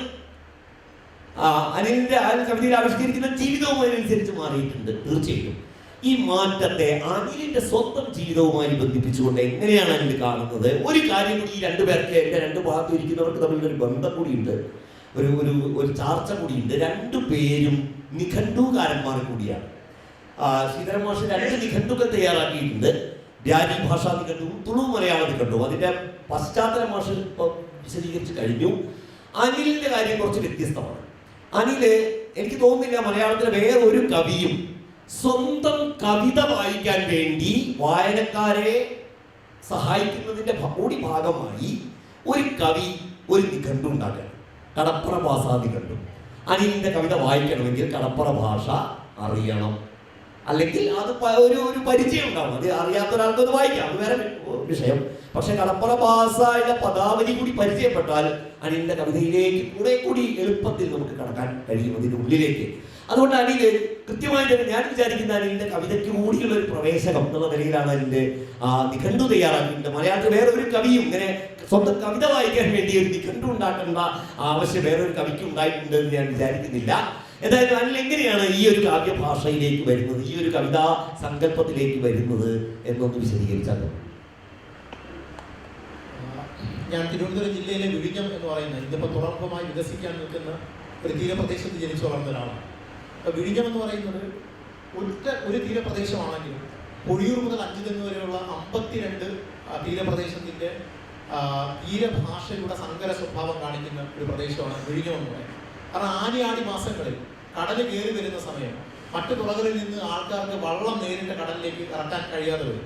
അപ്പോൾ അവരെല്ലാവരും കൂടി വള്ളം വണ്ടികളിൽ വെച്ച് നേരെ വിഴിഞ്ഞം കടപ്പുറത്താണ് കൊണ്ടുവരുന്നത്. ആ വിഴിഞ്ഞം കടപ്പുറത്ത് കട്ടവരവൊക്കെ വെച്ചിരുന്നിട്ട് നേരെ വിഴിഞ്ഞത്ത് നിന്നിട്ടാണ് കടലിലേക്ക് പോകുന്നത്. അപ്പോൾ സ്വാഭാവികമായിട്ട് ഇപ്പോൾ പൊടിയൂർ എന്ന് പറയുന്ന ഈ തെക്കൻ ജില്ലയുടെ അറ്റത്തുള്ള തീരപ്രദേശത്ത് താമസിക്കുന്ന ഒരാൾ സംസാരിക്കുന്ന ഭാഷയുടെ വേരിയേഷനാണ്. അതേസമയം തന്നെ അടിമലത്തുറ എന്ന് പറയുന്ന മലയുടെ താഴെ രൂപപ്പെട്ട ഒരു തുറയായിട്ടുള്ള ആ തുറയിൽ സംസാരിക്കുന്ന ആൾക്ക് അവർ ഓരോരു പാമ്പി ലഞ്ചു പോണ്, അതാണ് അവരുടെ ഭാഷ. ഒരു പാമ്പ് ഇടഞ്ഞിടഞ്ഞു പോകുന്നതാണ്, പക്ഷെ അവരുടെ ഋതം ഓരോരു പാമ്പ് ലഞ്ചു പോണ് എന്ന് പറഞ്ഞത്. പക്ഷെ നമ്മളൊരു പാമ്പ് ഇളഞ്ചു പോണ് എന്ന് മാത്രം പറയാം. അപ്പൊ ഈ ഭാഷയുടെ വൈവിധ്യം മുഴുവൻ കിട്ടുന്ന ഒരു സ്ഥലമാണ് വിഴിഞ്ഞം എന്ന് പറയുന്നത്. അപ്പൊ വിഴിഞ്ഞം പ്രദേശത്ത് ജനിച്ചു വളർന്ന എനിക്ക് ആദ്യം ഞാൻ സംസാരിക്കുമ്പോൾ എൻ്റെ അമ്മയും അപ്പനും എൻ്റെ ഉളപ്പുറന്നവന്മാരും എല്ലാവരും സംസാരിക്കുന്ന ഭാഷയിലാണ് ഞാൻ സംസാരിക്കുന്നത്. അപ്പൊ ഏതാണ്ട് അവിടെ നിന്ന് പഠിക്കുന്നതിന് വേണ്ടി തിരുവനന്തപുരം എന്ന് പറയുന്ന ഒരു നഗരത്തിൽ എത്തിപ്പെടുന്നത് വരെ അതിനപ്പുറം ഒരു ഭാഷ ഉണ്ട് എന്നുള്ളൊരു ബോധം ഞങ്ങൾക്ക് ആർക്കില്ലായിരുന്നു. കാരണം ഇപ്പൊ കുട്ടിക്കാലത്ത് 4ാം ക്ലാസ്സിലും 5ാം ക്ലാസ്സിലും അധ്യാപകർ മലയാളം പഠിപ്പിക്കുമ്പോഴും നമ്മൾ ആ മലയാളം സ്വാംശീകരിക്കുന്നതിന് പകരം നമ്മൾ പരസ്പരം തീരപ്രദേശത്തെ കാലങ്ങളോളം നമ്മുടെ മനുഷ്യർ മുഴുവൻ കടപ്പുറ ഭാഷ എന്ന് വ്യവഹരിക്കുന്ന ആ ഭാഷയിലാണ് സംസാരിക്കുക. അപ്പൊ ഞങ്ങൾ അധ്യാപകരാണ് അതുകൊണ്ട് ടീച്ചർ വേണ്ടി നീ പോടി അല്ലെങ്കിൽ നിന്റെ മാപ്പിള എണ്ണീടി കാട്ടി ഇതൊക്കെ പറഞ്ഞ് സംസാരിക്കുമ്പോൾ ഈ അധ്യാപകർ നമ്മളെ എണീപ്പിച്ച് നേരെ ഡെസ്കിന്റെ മണ്ടയിൽ നിർത്തിയിട്ട് ഈ ഭാഷയിൽ സംസാരിക്കരുത് എന്നവർ പറഞ്ഞു തരും. പക്ഷെ നമുക്കത് തീരെ കിട്ടില്ല. കാരണം എന്താണെന്ന് വെച്ചാൽ നമ്മൾ ഈ പണി കഴിഞ്ഞ് ഈ 4 മണിക്ക് സ്കൂൾ വിട്ടതിന് ശേഷം 5 മണിക്ക് തള്ളുന്ന വള്ളത്തിൽ അപ്പനോടൊപ്പം കയറി വള്ളത്തിന്റെ മുന്നിൽ തലയാളിയെ പോലെ നിന്ന് കടലിൽ പോയി മീൻ പിടിക്കാനായിട്ട് ഒരു രസത്തിന് അപ്പൻ്റെ ഒപ്പം ചേർന്ന് ഇങ്ങനെ മീൻ പിടിക്കാൻ പോവുകയും അതിരാവിലെ ഒരു 3 മണിക്ക് അണഞ്ഞ് പിന്നെ ഒരു 8 മണിക്ക് കുളിച്ച് റെഡിയായിട്ട് 9 മണിക്ക് സ്കൂളിൽ പോവുകയാണ്. അപ്പൊ ഈ കടലിൽ കാണുമ്പോൾ നമ്മൾ സംസാരിക്കുന്നത് ഇതേ ഭാഷയിലാണ്. അപ്പൊ സ്കൂളിൽ വരുമ്പോൾ അധ്യാപകർ തിരുത്താൻ വരുമ്പോൾ നമ്മളൊരു കാലത്തും തിരുത്താനായിട്ട് നമ്മളെ തന്നെ വശംവദരാക്കാറില്ല, തിരുത്താനായിട്ട് നമ്മൾ വഴങ്ങി കൊടുക്കാറില്ല എന്നതാണ് വാസ്തവം. പക്ഷെ തിരുവനന്തപുരം നഗരത്തിൽ വന്ന് പഠിക്കാൻ തുടങ്ങുമ്പോഴാണ് ഞാൻ തീരപ്രദേശത്തേക്കും തിരിഞ്ഞു നോക്കുമ്പോൾ ഇന്നേ വരെ സംസാരിച്ചിരുന്ന എൻ്റെ ഭാഷ ശരിക്കുള്ള മലയാളം എന്ന് പറയുന്നത്, ശരിക്കുള്ള മലയാളം ഉണ്ടോ എന്നുള്ളത് വേറൊരു സംശയമാണ്. നമ്മളൊരു സ്റ്റാൻഡേർഡ് ഫോം ഇങ്ങനെ രൂപപ്പെടുത്തി വച്ചിട്ടുണ്ട്, മാനക മലയാളം എന്നൊക്കെ പറയും. പക്ഷെ അങ്ങനെ സംസാരിക്കുന്നത് പോലുള്ള മലയാളമല്ല. മാത്രമല്ല എനിക്ക് സ്പോണ്ടേനിയസ് ആയിട്ട് ഇന്ന് ഇപ്പോൾ നിങ്ങളോട് സംസാരിക്കുന്നത് പോലെ നല്ല മൂശയിൽ ഇങ്ങനെ ഉരുക്കി ഒഴിച്ച വാക്കുകളോടുകൂടി എനിക്ക് സംസാരിക്കാൻ കഴിയില്ലായിരുന്നു. ഞാൻ സംസാരിക്കുന്നത് തന്നെ വാക്കുകൾ തെറ്റിപ്പോകും, തീരഭാഷാ പദങ്ങൾ വരും. അപ്പൊ കൂട്ടുകാർ കളിയാക്കും, അധ്യാപകർ കളിയാക്കും. പിന്നീടാണ് എനിക്ക് മനസ്സിലാകുന്നത് ഞാൻ സംസാരിക്കുന്ന ഭാഷയ്ക്ക് എന്തൊക്കെയോ വ്യത്യാസമുണ്ട് എന്നുള്ള കാര്യം മനസ്സിലാക്കുന്നത്. അപ്പോഴേക്ക് കവിത വായിക്കുക എന്ന് പറയുന്നൊരു കമ്പം വരുന്നുണ്ട്. അപ്പൊ കവിത വായിക്കുമ്പോൾ ആശാന്റെ ചിന്താവൃത്തിയായി സീത വായിക്കുമെന്ന് ഈ അധ്യാപകർ പറയുമ്പോൾ ആ ഒരു ഇത് കേട്ടിട്ട് ശരിക്കും അതാണ് വായിക്കേണ്ടതെന്ന് ബോധത്തിൽ ചെന്ന് വായിക്കും. എന്നിട്ട് അടുത്ത സീതയെ പറ്റി ഒരു കവിത എഴുതും. എന്നിട്ട് നേരെ വേറെ ഇതുപോലെ അധ്യാപകർ അയ്യപ്പ പണിക്കരുടെ കാടവിടെ മക്കളെ എന്ന് പറയും, അതിന്റെ പാരഡി ഒപ്പിച്ച് ഒരു കവിത എഴുതും. ഇതൊക്കെ എഴുതിക്കൊണ്ട് ആ കവിതകൾ വെച്ച് പുസ്തകം ഇറക്കാനുള്ള ധൈര്യവും ഞാൻ കാണിച്ചിട്ടുണ്ട്. എന്റെ +2 കാലത്ത് എന്ന് പറഞ്ഞത് 2007 അത് ചെയ്യുന്നത്. അതിലെ ഇടയ്ക്കൊന്നില്ല, ഈ നിന്റെ സാഹിത്യത്തിന്റെ ഒരു തുടക്കകാലത്തെ പറ്റി നീ പറഞ്ഞുകൊണ്ടിരിക്കുന്നത്. നിന്റെ കുടുംബ സാഹചര്യം എന്തായിരുന്നു? ഇതിനൊക്കെ അനുകൂലമായിട്ടുള്ളൊരു സാഹചര്യമായിരുന്നു? എങ്ങനെയാണ് നിന്റെ കുടുംബത്തിന്റെ ഒരു പശ്ചാത്തലം കൂടി ഈ സമയത്തൊന്ന്? കാരണം എനിക്ക് തോന്നുന്നു തീരദേശത്തിൽ നിന്ന്, തീരദേശ ഭാഷയിൽ ആ പ്രദേശത്ത് നിന്ന്, ആ ഒരു സാംസ്കാരിക പശ്ചാത്തലത്തിൽ നിന്ന് ആദ്യമായിട്ടാണ് അനിലിനെ പോലെ ഒരു എഴുത്തുകാരൻ മലയാള കവിതയിൽ വരുന്നതും നിലയുറപ്പിക്കുന്നതും. അപ്പോൾ സ്വാഭാവികമായിട്ടും അങ്ങനെ ഒരു സംശയം നമ്മുടെ മനസ്സിലുണ്ട്. എന്താണ് നിന്റെ ഒരു പശ്ചാത്തലം എന്താണ് ആ നിലയ്ക്ക്? അല്ല, എന്ന് പറയുന്നത് അപ്പനെന്ന് പറയുന്നത് മീൻ പിടിക്കാൻ പോകുന്ന ഒരാള്, തനി കടപ്പുറത്തുകാരനായ ഒരു ആരെയും. അമ്മയെന്ന് പറയുന്നത് മീനെടുത്ത് കുറെ ദൂരദേശം എന്ന് പറയുമ്പോൾ അവിടെ ഏതാണ്ട് ഒരു 20-30 കിലോമീറ്റർ അകലെ മീൻ നടന്നു തന്നെ മീൻ കൊണ്ട് വിറ്റ് വീട്ടിലേക്ക് മടങ്ങി വരുന്ന ഒരു സ്ത്രീയാണ് അമ്മ. ഉള്ള 9 സഹോദരങ്ങളാണ്. 9 സഹോദരങ്ങൾ ആരും തന്നെ പഠിച്ചിട്ടൊന്നുമില്ല. കാരണം പഠിക്കുക എന്ന് പറയുന്നത് ആ തീരദേശത്തെ സംബന്ധിച്ചിടത്തോളം ഏതാണ്ട് ഒരു 16 വയസ്സൊക്കെ ആകുമ്പോഴത്തേക്ക് കടലിലേക്ക് പോകുന്നതാണ് അവിടുത്തെ ആണുങ്ങളെ സംബന്ധിച്ചുള്ള അവരുടെ ജീവിതത്തിന്റെ ഒരു ഉച്ചഘട്ടം എന്ന് പറയുന്നത്. അതുകൊണ്ട് അവരാരും പഠിച്ചിട്ടില്ല, അവർ കടലിലേക്ക് പോകുന്നു. അപ്പൊ ഞാനെന്ന് പറയുന്നത് ആ അപ്പനോടൊപ്പം, അപ്പനെന്ന് പലപ്പോഴും ഞാൻ എഴുതിയിട്ടുള്ളതാണ്, അപ്പന് 9 മക്കളും ഒരു കട്ടമരവുമാണ്. അപ്പൊ കട്ടമരത്തെ അപ്പന് ഒരു മോനെ പോലെയാണ് കണ്ടിരുന്നത്. എന്നുവെച്ചാൽ കട്ടമരം ചാളത്തടി നമ്മൾ പറയും. ആ കട്ടമരത്തിൽ കടിയാ കെട്ടി നമ്മൾ രാവിലെ ആകുമ്പോൾ കട്ടമരം 4 കഷ്ടമായിട്ട് ഇങ്ങനെ കിടക്കും. അപ്പൊ അതിരാവിലെ 4 മണിക്ക് അപ്പനോടൊപ്പം ചെന്ന് ഈ കട്ടമരത്തെ എന്ത് ചെയ്യണം? കെട്ടണം, കടിയാ വെച്ച് കെട്ടണം. കടിയാ വെച്ച് ഈ കട്ടമരത്തെ അടുക്കി കെട്ടിയതിനു ശേഷമാണ് കട്ടമരം കടലിലേക്ക് തള്ളണം. അന്ന് ഈ തുഴയുണ്ട്, പക്ഷെ വേഗത്തിലവന് നമ്മൾ ഓടുപാകട്ടും. അന്നെന്ന് പറഞ്ഞാലും എനിക്ക് 30 വയസ്സേ ഉള്ളൂ. അപ്പൊ ഞാൻ പറയുന്നത് 20 കൊല്ലം മുമ്പത്തെ ഇതാണ്. എന്ന് വെച്ചാൽ 2004 വരെ വിഴിഞ്ഞം തീരപ്രദേശത്തെ മനുഷ്യർ ചെയ്തിരുന്നത് ഈ കട്ടമരത്തിൽ ഓടുപാ ഇങ്ങനെ കിട്ടും. അപ്പൊ ഈ ഓടുപാ കിട്ടുമ്പോൾ ഈ ഓടുപായുടെ ദിശ അനുസരിച്ചാണ് വള്ളം ഈ കട്ടമരം കടലിലേക്ക് ചലിക്കുന്നതും തീരത്ത് വന്ന് അണയുന്നത്. അപ്പൊ ഈ ഓടുപാ കെട്ടി കട്ടമരം പോകുന്നതിനായിട്ട് കടിയാ കെട്ടാനും ഓടുപാ കെട്ടാനും അപ്പനെന്ത് ചെയ്യും? ഈ 9 മക്കളിൽ ഒരാള് ആദ്യം ഇങ്ങനെ തട്ടി എഴുന്നേറ്റിട്ടുണ്ട്. തട്ടി എഴുന്നേപ്പിച്ച് രാത്രി നമ്മൾ 4 മണിയാകുമ്പോൾ നമ്മുടെ വീട്ടിൽ വെളിച്ചമൊന്നും വന്നിട്ടില്ല. അപ്പൊ ഈ പാട്ടവിളക്ക് ഇങ്ങനെ പന്തവിളക്ക് ഇങ്ങനെ കത്തിച്ചിട്ട് അപ്പൻ ആരെ ഇപ്പൊ അനിലാണോ അല്ലെങ്കിൽ സുരേഷാണോ അല്ലെങ്കിൽ അജിനാണോ എന്ന് പറഞ്ഞിങ്ങനെ നോക്കിയിട്ട് ഒരാളെ ഇങ്ങനെ തട്ടി ഇടിപ്പിച്ചിട്ട് അപ്പ നേരെ നമ്മളങ്ങനെ കൊണ്ടുപോയിട്ട് നമ്മൾ അപ്പനോടൊപ്പം ഇങ്ങനെ ഈ കടലിലേക്ക് ഇങ്ങനെ അവിടെ പോയി ഇത് കെട്ടിയതിന് ശേഷം അപ്പം പറയും നിങ്ങൾ ഒരാളെ കയറി ഇങ്ങോട്ട് ഇരിക്കാൻ പറയും. അത് കട്ടമരത്തിൽ ഇരിക്കുന്നതിന് ഒരു പൊസിഷൻ ഉണ്ട്. അതായത് ഇങ്ങനെ ചമ്രം ചടങ്ങൊന്നും ഇരിക്കാൻ പറ്റത്തില്ല. അതിങ്ങനെ മുട്ടുകുത്തി നമ്മുടെ പൃഷ്ഠഭാഗം ഇങ്ങനെ താഴോട്ട് താഴ്ത്തി അങ്ങനെ നിന്ന് വേണം ഈ ഒരു തുഴയെന്ന് പറഞ്ഞാൽ ഇങ്ങനെ തുഴഞ്ഞു വേണം പോകാനായിട്ട്. അപ്പൊ ആ രീതിയിൽ ആ ഇരിപ്പ് ഇങ്ങനെ പറഞ്ഞു നമ്മളിങ്ങനെ അപ്പോഴാണ് സത്യത്തിൽ പറഞ്ഞ ഈ കടിയ എന്ന് പറയുന്ന വാക്ക് അല്ലെങ്കിൽ ഓടുക എന്ന് പറയുന്ന വാക്ക് ഇന്ന് കടിയ ആൾക്കാർക്ക് മനസ്സിലാവില്ല, ഓടുവായി മനസ്സിലാവില്ല. അല്ലെങ്കിൽ അപ്പനായി തലയാളി എന്ന് പറയും. കാരണം വള്ളത്തിന്റെ കട്ടമരത്തിന്റെ മുന്നിൽ ഇരുന്ന് നമ്മൾ എതിരെ വരുന്ന വള്ളം നോക്കണം. അപ്പൊ എതിരെ വരുന്ന വള്ളം നോക്കുമ്പോഴത്തേക്ക് എതിരെ വരുന്ന വള്ളത്തിന്റെ പ്രശ്നം തിരയുടെ സ്വഭാവം എന്ന് വെച്ചാൽ ഇങ്ങനെ കയറി ഇറങ്ങിയാണ് നിൽക്കുന്നത്. അപ്പൊ ഈ കട്ടമരം ഇങ്ങനെ തിരയുടെ താഴ്ഭാഗത്താണ് നിൽക്കുന്നതെങ്കിൽ മുന്നിലേക്ക് വരുന്ന വള്ളം ഈ കട്ടമരത്തിന്റെ മേളിലൊക്കെ കയറിപ്പോകും. അക്കാലത്ത് ഫൈബർ വള്ളങ്ങളൊക്കെ വന്നോളൂ. അപ്പൊ ഈ കട്ടമരത്തിൽ കയറിപ്പോകും. അപ്പൊ ആ ഒരു ജീവിതം കുട്ടിക്കാലത്ത് അനുഭവിച്ചിട്ടുണ്ട്. അപ്പൊ ഈ കട്ടമരത്തിൽ ഇരിക്കുമ്പോൾ തന്നെ കച്ചാല് കയ്യിലുണ്ട്. ഇപ്പൊ കച്ച നമ്മളിപ്പോ ചൂണ്ടയിട്ട് മീൻ പിടിക്കുന്നതാണ് വിഴിഞ്ഞത്തിന്റെ പരമ്പരാഗതമായ മീൻപിടുത്ത രീതി. വലയെറിയുന്നതൊക്കെ വളരെ ആഴക്കടൽ മത്സ്യബന്ധനത്തിനാണ് ഉപയോഗിക്കുന്നത്. അപ്പൊ ഈ ചൂണ്ടയിട്ട് മീൻ പിടിക്കുന്നതോടൊപ്പം തന്നെ ഉപരിതലങ്ങളിൽ പൊങ്ങുവരുന്ന കണവ പോലുള്ള മീനിനെ പിടിക്കാനായിട്ട് അപ്പൊ കച്ചാല് കയ്യിൽ വെച്ചിട്ടുണ്ടാവും. അപ്പൊ ഈ കണവ ഇങ്ങനെ പൊന്തി വരുമ്പോൾ ഈ കച്ചാല് കൊണ്ട് കണവ ഇങ്ങനെ കോരിയെടുത്ത് ഇങ്ങനെ അപ്പനിങ്ങനെ വീരത്വം കാണിക്കും. അപ്പം ഈ സത്യം പറഞ്ഞാൽ മത്സ്യത്തൊഴിലാളികളെ പറ്റി പറയുന്നത് ഈ ചൂണ്ടുവിരലിൽ ഈ പരമ്പരാഗത വിജ്ഞാനം ചൂണ്ടുവിരൽ കൊണ്ട് അവർക്കറിയാം ഒരു മീൻ എവിടെയാണ്, ആ മീനിനെ ആഞ്ഞു പിടിക്കുന്ന ഒരു രീതി. ഈ ഒരു പശ്ചാത്തലം എൻ്റെ കുടുംബ പശ്ചാത്തലമായിട്ടുണ്ട്. ഞാൻ പക്ഷേ ഈ കുറെ കഴിഞ്ഞ് ഏതാണ്ടൊരു അപ്പം മരിച്ചതിന് ശേഷം എന്നെ ഒരു ഓർഫണേജിലാണ് ഉണ്ടാക്കുന്ന അമ്മ.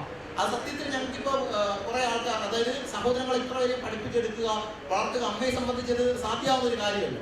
അപ്പൊ ഓർഫണേജ് റോസാ മിസ്റ്റിക്ക ഓർഫണേജ് എന്ന് പറയുന്ന ഒരു ഓർഫണേജ് ഞാൻ നിൽക്കുകയും അപ്പൊ അവിടെ നിൽക്കുന്ന സമയമാണ് സത്യത്തിൽ ഇങ്ങനെ കുറെ അധികം മാറ്റങ്ങൾ ഈ നഗരപ്രദേശത്ത് വരുന്നു.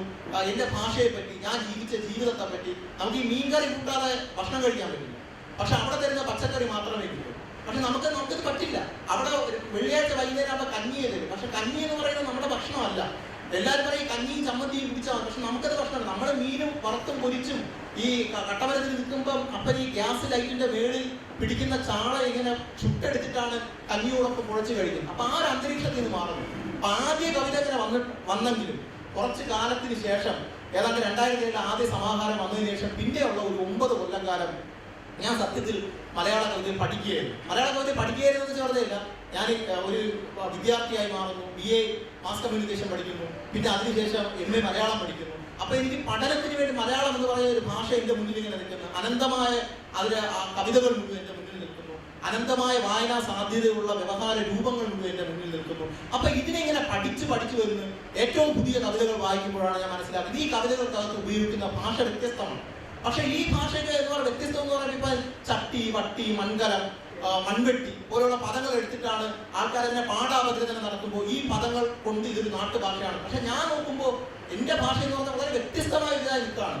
തമിഴ്നാട്ടിൽ പോയാൽ തമിഴർ പറയും ഇത് മലയാളമാണെന്ന് പറയും, ഇവിടെ സംസാരിച്ച് അവർ പറയും ഇത് തമിഴാണെന്ന് പറയും. അപ്പൊ തമിഴാണോ മലയാളമാണോ എന്ന് അറിയാതെ ഒറ്റ കേൾവിയും തമിഴെന്ന് തോന്നും, സൂക്ഷ്മാർത്ഥത്തിൽ അത് തമിഴല്ല എന്നുള്ളതാണ്. അപ്പൊ ഇത് മനസ്സിലാക്കിയതിനു ശേഷം ഞാൻ MA കഴിഞ്ഞതിന് ശേഷം വെറുതെ ഒരു രസത്തിന് ലിംഗ്വിസ്റ്റിക്സ് എന്ന് പറയുന്ന പഠിക്കും. സത്യം പറഞ്ഞാൽ ശ്രീധര മാഷൊക്കെ അപ്പൊ കാര്യവട്ടം ക്യാമ്പസിൽ വരുന്നു. ശ്രീധര മാഷാണ് എന്റെ PhDക്ക് പ്രീ സബ്മിഷന്റെ എക്സ്റ്റേണൽ എക്സ്പേർട്ട് എന്ന് പറയുന്നത്. അപ്പൊ ശ്രീധര മാഷ് ഉൾപ്പെടെയുള്ളവർ വരുന്നുണ്ട്. അപ്പൊ അങ്ങനെ ഒരു ലോകം തുറന്നു കിട്ടുമ്പോൾ ഞാൻ നേരെ MA കഴിഞ്ഞതിന് ശേഷം ലിംഗ്വിസ്റ്റിക്സ് പഠിക്കാനായിട്ട് പോയി കയറുകയാണ്. ലിംഗ്വിസ്റ്റിക്സ് പഠിക്കാനായിട്ട് കയറുമ്പോൾ ഈ ഭാഷയെ കുറച്ചുകൂടി ശാസ്ത്രീയമായി മനസ്സിലാക്കാനായിട്ട് ശ്രമിക്കുന്നു. അങ്ങനെ ശ്രമിച്ചതിന് ശേഷമാണ് എനിക്കൊരു കാര്യം ബോധ്യമാകുന്നത്. ഇപ്പൊ ഞാൻ എഴുതുന്ന കവിതകൾക്ക് മാത്രമല്ല ഇത് ഉപയോഗിക്കേണ്ടത്, മറിച്ച് ഈ ഭാഷയെ ഡോക്യുമെന്റ് ചെയ്യേണ്ടതാണ്. അപ്പൊ അദാനി പോർട്ട് വരും, മറ്റ് വികസനങ്ങൾ വരും, സ്വാഭാവികമായിട്ട് തീരദേശത്തെ മനുഷ്യർ മുഴുവൻ മാറും, അവരുടെ ജീവിതചര്യ മാറും, അവരുടെ ഭാഷ മാറും. ഇപ്പോൾ തന്നെ അവിടെ ജനസംഖ്യ ആനുപാതികമായി കുറഞ്ഞ ആൾക്കാർ മുഴുവൻ വേറെ തൊഴിൽ മേഖല തേടി പോവാണ്. അപ്പൊ അങ്ങനെ വരുമ്പോഴേക്കും ഈ ഭാഷ സ്വാഭാവികമായിട്ട് നഷ്ടപ്പെടും. അപ്പൊ ഈ ഭാഷ ഡോക്യുമെന്റ് ചെയ്യേണ്ടതുണ്ട് എന്നുകൂടി മനസ്സിലാക്കിയിട്ട് അതിനകത്തുള്ള ക്രിയാരൂപങ്ങൾ, അതിനകത്തുള്ള ഇപ്പൊ ക്രിയ എന്ന് പറയുമ്പോൾ പറയാം, ഇപ്പൊ പോയി പോകുന്നു എന്ന് പറയുന്നതിന് നമ്മൾ പോയി എന്ന് പറഞ്ഞാൽ പാസ്റ്റാണ്, ഭൂതകാലം. പോകുന്നു എന്ന് വെച്ചാൽ പ്രസന്റ് ആണ്.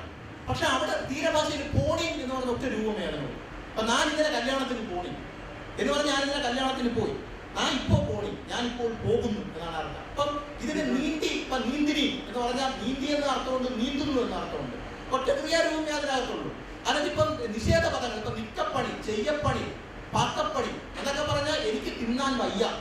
പക്ഷെ നമ്മളെ പണി ചേർത്താണ് നിക്കപ്പണി എന്ന് വെച്ചാൽ എനിക്ക് നിൽക്കാൻ വയ്യ, ഇവിടെ എനിക്ക് നിൽക്കാനേ വയ്യ എന്നാണ് നിക്കപ്പണി, ചെയ്യപ്പണി, നിക്കപ്പണി എന്ന് പറഞ്ഞിട്ട് ഈ നിഷേധ രൂപങ്ങൾ നമ്മൾ അതിനകത്ത് നിന്ന് പറയുന്നത്. മാത്രമല്ല എണ്ണം എന്ന് പറയുന്ന ഒന്ന് കടപ്പുറവാസികൾക്ക് വ്യത്യസ്തമായി. ഇപ്പൊ നിങ്ങൾ 1, 2, 3, 4, 5, 6 എന്ന് 10 വരെ ഉണ്ട്. ഞാൻ കുട്ടിക്കാലത്ത് കേട്ടത് അങ്ങനെയല്ല. ഇപ്പൊ നമ്മുടെ എണ്ണം എന്ന് പറയുന്നത് എന്താണ്? ചാവ്, തോവ്, തിര്, പാത്ത്, തട്ടല്, തടവല്, നുളയ്ക്കല്, വലു, കുലു, പാത്ത. 10 ഞാൻ പറഞ്ഞത്. അത് മനസ്സിലായി. ഇപ്പൊ 1 എന്ന് പറയുമ്പോ ചാവ്, 2 എന്ന് പറയുമ്പോ തോവ്, 3 എന്ന് പറയുമ്പോ എന്താണ്? തിര്, 4 എന്ന് പറയുമ്പോ പാത്ത്, 5 എന്ന് പറയുമ്പോ തട്ടല്, 6 എന്ന് പറയുമ്പോ തടവല്, 7 നുളയ്ക്കല്, 8 എന്ന് പറയുമ്പോ വലു, 9 എന്ന് പറയുമ്പോ മറ്റേ കുമാൻ, 10 എന്ന് പറയുമ്പോ കുലു, കുലു പൈസ, 10 പൈസ. ചാവട്ടം എന്ന് പറയുമ്പോ 100, വലിയ ചാവട്ടം, 1000 എന്ന് പറയുന്ന അംഗസംഖ്യയാണ് നമ്മുടെ ഈ ആൾക്കാർ പറയുന്ന സംഖ്യയാണ് ഈ കടപ്പുറത്ത് കേട്ടിട്ടുള്ളത്. അപ്പൊ ഒന്ന് ആലോചിച്ച് നോക്ക്, നമ്മുടെ 1, 2, 3 എന്ന് പറയുന്ന എണ്ണം പോലും വ്യത്യസ്തമായിരിക്കുകയാണ്. ഇതിൽ പിന്നെ നോക്കുമ്പോഴത്തേക്ക് കടൽ വ്യവഹാരം, കരവ്യവഹാരവും വ്യത്യസ്തം. കരയിൽ പെണ്ണുങ്ങളും ആണുങ്ങളും സംസാരിക്കുന്ന ഭാഷ, പക്ഷെ കടലിലേക്ക് വരുമ്പോഴത്തേക്ക് വിവിധതരം കാറ്റുകൾ, കാറ്റിന്റെ ദിശകൾ, ഇടിവെട്ട്, മിന്നലടി, മഴയിരുട്ട്, നക്ഷത്രക്കൂട്ടം, ഇതിനൊക്കെ ഇവർ പറയുന്ന ഭാഷ വളരെ വ്യത്യസ്തമായി അതിനകത്ത് നിൽക്കുന്നു. കരയിലേക്ക് വരുമ്പോഴത്തേക്ക് ചേലുകൾ, ചൊല്ലുകൾ, പള്ളുരിപ്പ്, പരിയേട്, ജപങ്ങൾ, പാട്ടുകൾ, ചിന്തുകൾ, ഇങ്ങനെ നിറഞ്ഞ വളരെ സംഘർഷഭരിതം, സാന്ദ്രമെന്ന് തോന്നുന്ന ഒരു ഭാഷ വ്യവഹാര രൂപം അവിടെ നിൽക്കുന്നു. പിന്നെ അതിനകത്ത് പറയുമ്പോഴത്തേക്ക് ഇപ്പൊ സംസ്കൃതത്തെ പ്രാകൃതീകരിക്കുന്നത്, ഇപ്പൊ തേച്യം, ദേഷ്യത്തിന്, ഇപ്പൊ പൃഷ്ഠത്തിന്, പെരട്ടം എന്നാണ് നമ്മൾ ഉപയോഗിക്കുന്നത്. സംസ്കൃതത്തെ പ്രാകൃതീകരിച്ച് ഉപയോഗിക്കുന്നത്. അല്ലെങ്കിൽ അതിനകത്ത് ഇപ്പൊ തമിഴിന്റെ നീങ്കോ, മാങ്കോ, അങ്ക്, പാത്ത് എന്ന് പറഞ്ഞാൽ തമിഴിന്റെ അതേ രൂപം. പക്ഷെ തമിഴിന്റെ മലയാളത്തിൽ പരന്തമുണ്ട്, മടക്കോട്ടി, തിരുവല, കൂഞ്ഞാല് എന്നൊക്കെ പറയുന്ന നോക്കിയിട്ട് മലയാളത്തിൽ അർത്ഥമില്ല, തമിഴിന് ഇതിനകത്ത് ഇതില്ല. പിന്നെ നേരെ അതിനകത്ത് വരുമ്പോഴത്തേക്ക് ഇപ്പൊ സുറിയാനി, പോർച്ചുഗീസ്, ലത്തീൻ പദങ്ങളുടെ അതിപ്രസരം, മേട, മേട്ടി, പത്രാക്ക് എന്ന് പറഞ്ഞിട്ട് മിഷണറിമാരുടെ വരവോട് കൂടി അത് ഒരു ലാറ്റിൻ കത്തോലിക് കമ്മ്യൂണിറ്റിയായി മാറും. ഈ 52 തുറകളിൽ ഓരോ പള്ളിയുണ്ട്, പള്ളിക്കൂടം ഇല്ലെങ്കിലും പള്ളിയുണ്ട് എന്നാണ് അവിടുത്തെ മെച്ചം. ഇടയ്ക്ക് അർത്ഥതി പറഞ്ഞതാണ്. അപ്പൊ അവിടെ അങ്ങനെ ഇതായി മാറുന്നു. അപ്പൊ ആ രീതിക്ക് ഭാഷ ഇങ്ങനെ മൊത്തത്തിൽ ഇങ്ങനെ വ്യത്യസ്തമായി നിൽക്കണം. അപ്പൊ ഇത് മുഴുവൻ സത്യത്തിൽ കവിതയ്ക്കകത്ത്, ഇപ്പൊ ഞാൻ ആദ്യകാലത്ത് കവിത വായിച്ചു ഇതിനകത്ത് അടിക്കുറിപ്പ് കൊടുക്കും. അപ്പൊ അതിനകത്ത് കച്ചാൽ എന്നൊരു പദം എഴുതിയപ്പോ ഒരു മലയാളത്തിൽ പ്രസിദ്ധമായ ഒരു വാരിക കച്ചാലിന് അടിച്ചത് കയ്യാല എന്നാണ്. കച്ചാൽ എന്ന് വെച്ചാൽ ഈ പോരുന്ന ഉപകരണമാണ്. കയ്യാല എന്ന് വെച്ചാൽ എവിടെ കിടക്കുന്നു? അപ്പൊ കയ്യാലിന്. അപ്പൊ ഇതെനിക്ക് പ്രയാസം. അപ്പൊ ഈ അടിക്കുറിപ്പ് കൊടുക്കുമ്പോഴേ പലർക്കും അടിക്കുറിപ്പ് തട്ടിയിട്ട് വായനയിൽ തടസ്സപ്പെടുന്നുണ്ട്. അപ്പൊ ഞാൻ ആദ്യം ചങ്കൊണ്ടോ പറക്കൊണ്ടോ എന്ന് പറയുന്ന പുസ്തകം വന്നപ്പോൾ സത്യത്തിനെ പ്രസാദ് ഇങ്ങനെ ഒരു പുസ്തകം ഇറക്കണോ വേണ്ടയോ എന്നതിനെ പറ്റി ഒരു ആലോചന. കാരണം അതിനകത്തുള്ള ഭാഷയൊന്നും മനസ്സിലാവുന്നില്ല, ഒന്നും കിട്ടുന്നില്ല. പക്ഷെ ഉപരിപ്ലവമായിട്ട് അതിന്റെ പുറകിൽ എഴുതി വെച്ചിട്ടുണ്ട് കടലോരത്തെ മനുഷ്യരുടെ ഇതാണ്. അല്ല, സൂക്ഷ്മമായ പഠനമൊന്നും അതിനകത്തില്ല.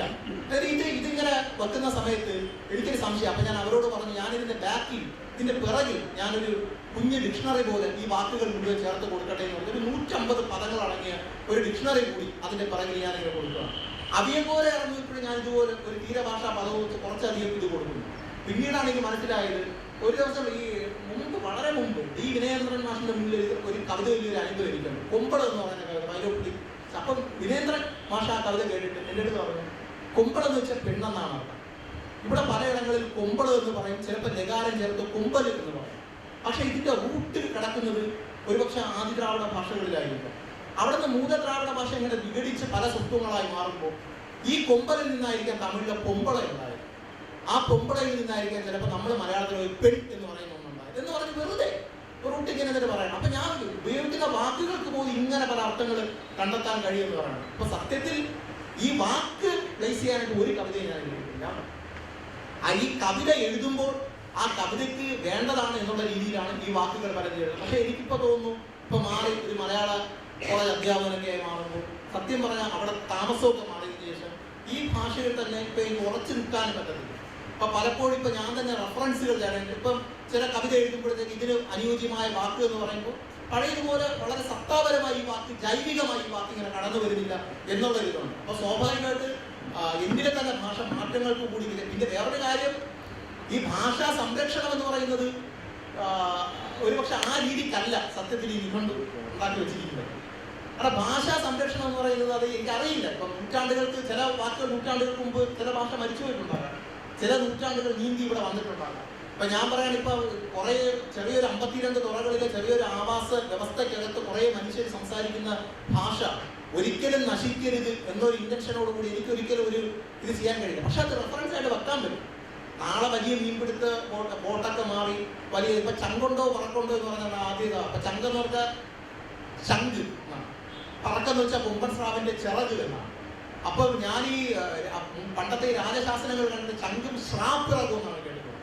ആ ശ്രാപ്പിറകാണ് വിഴിഞ്ഞത്ത് തീരപ്രദേശത്ത് ഉപയോഗിച്ചിരുന്ന തിരുവിതാംകൂർ രാജാക്കന്മാരുടെ രേഖകളിലുള്ള ശ്രാപ്പിറകാണ് കുറെ കാലം കഴിഞ്ഞ ആൾക്കാർ പറക്ക് എന്ന് പറയുന്നത്. ഇത് കുറെ ഇന്ന് നോക്കുമ്പോൾ ഇന്ന് അന്താരാഷ്ട്ര വിപണികളിൽ ഏറ്റവും കൂടുതൽ വിലയുള്ളത് ഈ സ്രാവിന്റെ ചിറകുകൾക്കാണ്. അതുകൊണ്ട് വലിയ കപ്പലുകൾ വരുന്നു, ഉൾക്കടലുകളിൽ ചെന്ന് സ്രാവിനെ പിടിച്ച് ചിറക് മാത്രം അരിഞ്ഞെടുത്ത് ഈ സ്രാവിനെ കടലിൽ തള്ളയാണ്. ആ സ്രാവിന്റെ രക്തം കൊണ്ട് കടൽ മലീമസമാണ്. ചീർത്ത് പൊന്തുന്ന സ്രാവുകളുടെ നമുക്ക് യൂട്യൂബിൽ അടിച്ചു കൊടുക്കുന്നത് കാണാൻ പറ്റും. അപ്പൊ അത്തരം ഇതൊക്കെ വരുമ്പോഴത്തേക്കും ഈ പരമ്പരാഗത മത്സ്യത്തൊഴിലാളികളുടെ അറിവുകൾ സംവേദനം ചെയ്തിരുന്ന ഒരു ഭാഷയെ വളരെ റെഫറൻസ് ആയിട്ട് നമുക്ക് കണ്ട് ഈ ഡോക്യുമെന്റേഷൻ ഉപയോഗിക്കാൻ പറ്റും. അല്ലാതെ ഈ ഒരു ഡിക്ഷണറി, പിന്നെ ഈ ഡിക്ഷണറി തയ്യാറാക്കിയതോടുകൂടി നാട്ടുകാർക്കൊന്നും താല്പര്യമില്ല. നമ്മുടെ നാട്ടുകാർ നോക്കുമ്പോൾ അവർ സത്യത്തിൽ മലയാളവും അവരുടെ മക്കളെ ഇംഗ്ലീഷ് MBA ഒക്കെ എടുത്ത് അവർ കാനഡയിലേക്കും അവർ ഇംഗ്ലണ്ടിലേക്കും മക്കളെ വിടാൻ നിൽക്കുമ്പോഴാണ് ഇവർ ഈ ഭാഷയും കൊണ്ടുവന്നിട്ട് ഇതിനകത്ത് കവിതയിൽ മനുഷ്യരെ അപമാനിക്കുന്നു എന്നുള്ളൊരു വട്ടായിരിക്കും അവർക്കുണ്ടാകും. അവരുടെ കുഴപ്പമില്ല. ഞാൻ മലയാളം പഠിച്ചു പോയതിന്റെ കുഴപ്പവും ഒക്കെ ചേരുന്നതാണ് ഇത് എന്നുള്ളതാണ്. അതെല്ലാം അംഗീകരിക്കണമല്ലോ. ഏതായാലും അനിലിന് മലയാള കവിതയിൽ D. അനിൽകുമാർ എന്ന കവിക്ക് ഒരുപാട് പണിയെടുക്കാനുണ്ട് എന്ന് ഈ അനിലിൻ്റെ ഈ വാക്കുകൾ തന്നെ നമ്മളോട് പറയുന്നുണ്ട്. ഒരുപാട് ഇനി കുഴിക്കാനുള്ള, അല്ലേ, ഒരുപാട് കുഴിച്ചെടുക്കാനുള്ള, ഒരുപാട് കടലോട്ടി പോകാനുള്ള എന്താ പറയുക വിശാലത അനിലിൻ്റെ ചുറ്റുമുണ്ട്. അത് മുഴുവൻ അതിലേക്ക് കപ്പലോടിച്ച് പോകാൻ അനിലിന് കഴിയട്ടെ തീർച്ചയായിട്ടും. നമുക്ക് അശോകനിലേക്ക് വരാം. അശോകൻ കാട്ടിൽ നിന്ന് വരുന്നതാണ്, കാടിൻ്റെ മനുഷ്യനാണ്. അശോകനെ കുറിച്ച് പറയുമ്പോൾ എനിക്ക് വളരെ വ്യക്തിപരമായ ഒരുപാട് കാര്യങ്ങൾ കൂടി, കാരണം ഞങ്ങളുടെ രണ്ടുപേരുടെയും ജീവിതം ഇങ്ങനെ ഇടകലർന്ന് കിടക്കുന്ന ഒരു ജീവിതമാണ്. വിധിവശാൽ ഞങ്ങൾ ഒരുമിച്ച് മറയൂരിൽ വെച്ച് ഞാൻ അശോകൻ പഠിക്കുന്ന സ്കൂളിൽ, അശോകൻ എന്ന് 10ാം ക്ലാസ്സിൽ പഠിക്കുകയാണ്, അവിടെ ഒരു അധ്യാപകനായി ഞാൻ വരികയും അങ്ങനെ അശോകൻ്റെ ആദ്യത്തെ കവിതകൾ കാണാനുള്ളൊരു ഭാഗ്യം കിട്ടുകയും ചെയ്ത ഒരു അധ്യാപകൻ കൂടിയാണ് ഞാൻ. അശോകൻ ആദ്യം എഴുതിയ കവിതകൾ വായിച്ചിട്ടുള്ള ഒരേ ഒരാൾ ഒരു പക്ഷേ ഞാനായിരിക്കും. എന്തായാലും അതിനുശേഷം അശോകൻ നമ്മുടെ കൺമുന്നിൽ വെച്ച് അശോകൻ വളർന്നു. മലയാളത്തിലെ വളരെ പ്രധാനപ്പെട്ട, കേരളത്തിലെ വളരെ പ്രധാനപ്പെട്ട കവിയായിട്ട് മാറി. അപ്പോൾ ഞങ്ങളുടെ സംവാദങ്ങളുടെ ഇടയിൽ ഒരിക്കൽ ഞങ്ങൾ തമ്മിൽ വലിയൊരു ചർച്ച നടക്കുകയുണ്ടായി. അത് വേറൊന്നുമില്ല, എന്തുകൊണ്ട് മുതുവാൻ ഭാഷയിൽ കവിത എഴുതിക്കൂടാ എന്നൊരു ചർച്ച ഞങ്ങൾക്കിടയിൽ ഉണ്ടായി. അപ്പോൾ അശോകനതിന് പറഞ്ഞ, കാരണം അന്ന് അങ്ങനെ മറ്റ് ഭാഷാരൂപങ്ങളിൽ, കേരളത്തിലുള്ള മറ്റ് ഭാഷാരൂപങ്ങളിൽ എഴുത്ത് എന്നുള്ളൊരു സങ്കല്പം അന്ന് ഉണ്ടായിട്ടില്ല, അത്ര വ്യക്തമായി വന്നിട്ടില്ല. തീർച്ചയായിട്ടും എനിക്ക് തോന്നുന്നു ആ സമയത്ത് സുകുമാരൻ വയനാട്ടിൽ ഇരുന്ന് എഴുതി തുടങ്ങുന്നുണ്ട്, സുകുമാരൻ്റെ കവിതകൾ എഴുതി തുടങ്ങുന്നുണ്ട് ആ സമയത്ത്. പക്ഷേ സുകുമാരൻ അങ്ങനെ വയനാട്ടിൽ ഒളിച്ചിരുന്ന് എഴുതാണ്. വയനാട്ടിലെ സുകുമാരനെ അറിയുള്ളൂ, പുറത്തേക്ക് അറിയാറായിട്ടില്ല. എന്തായാലും ആ സമയത്ത് അശോകൻ പറഞ്ഞൊരു മറുപടി, മുതുവാൻ ഭാഷയിൽ ഞാൻ എഴുതിയാൽ 2 പ്രശ്നങ്ങളുണ്ട്. ഒന്ന് ഞാനിപ്പോഴും ഓർമ്മിക്കുകയാണ്. ഒന്ന്, ഞങ്ങൾക്ക് ലിപിയില്ല. ഏത് ലിപിയിൽ എഴുതും? മലയാള ലിപിയിൽ എഴുതുമ്പോൾ അത് കൃത്യമാവില്ല, പ്രൊണൗൺസിയേഷൻ, ഉച്ചാരണം കൃത്യമാവില്ല. അല്ലെങ്കിൽ പിന്നെ തമിഴിൽ എഴുതാം, തമിഴിൽ എഴുതിയാലും അത് ശരിയാവില്ല. തമിഴിനേക്കാൾ കൂടുതൽ മലയാളം, അശോകനെ സംബന്ധിച്ച് മലയാളം 3ാം ഭാഷയാണ്. 1ാം ഭാഷ മുതുവാൻ ആണ്, 2ാം ഭാഷ തമിഴാണ്, നാട്ടിലിറങ്ങി സംസാരിക്കുന്നത് തമിഴാണ്, സ്കൂളിൽ പഠിക്കുന്ന ഭാഷയാണ് മലയാളം. അങ്ങനെയാണ്, 3ാം ഭാഷയാണ് മലയാളം.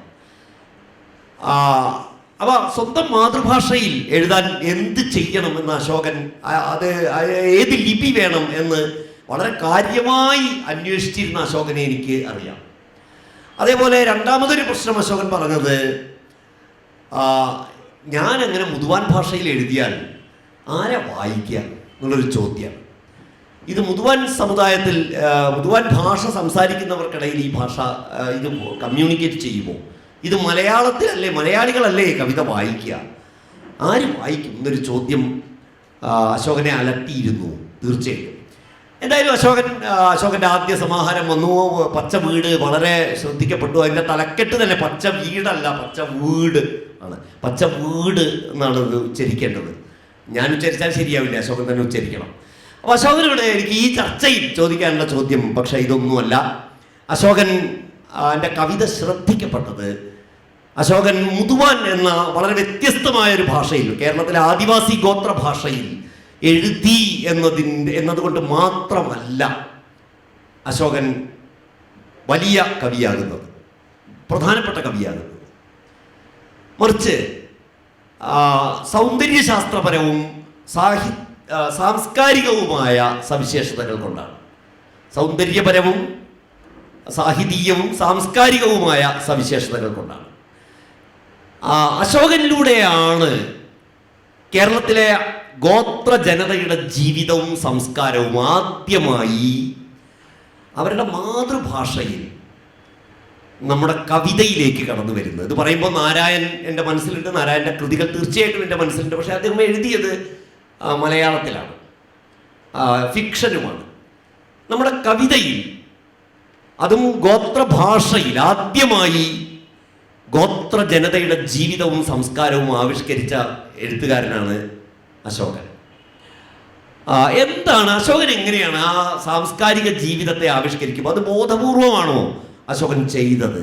അശോകന്റെ കവിതകളിൽ മുതുവാൻ സമൂഹത്തിൻ്റെ കാട്ടിലെ മനുഷ്യർ, അവരുടെ ആചാരങ്ങൾ, അനുഷ്ഠാനങ്ങൾ, അവരുടെ നിത്യജീവിതം, അവരുടെ തൊഴിലുകൾ.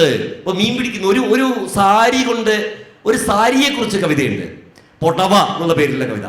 പൊങ്കല വന്നാ മലയാളം ഇങ്ങനെയാണ്, പൊങ്കല വന്നാലൊരു പൊടവ എന്ന് പറഞ്ഞ് തുടങ്ങുന്ന കവിതയുണ്ട്.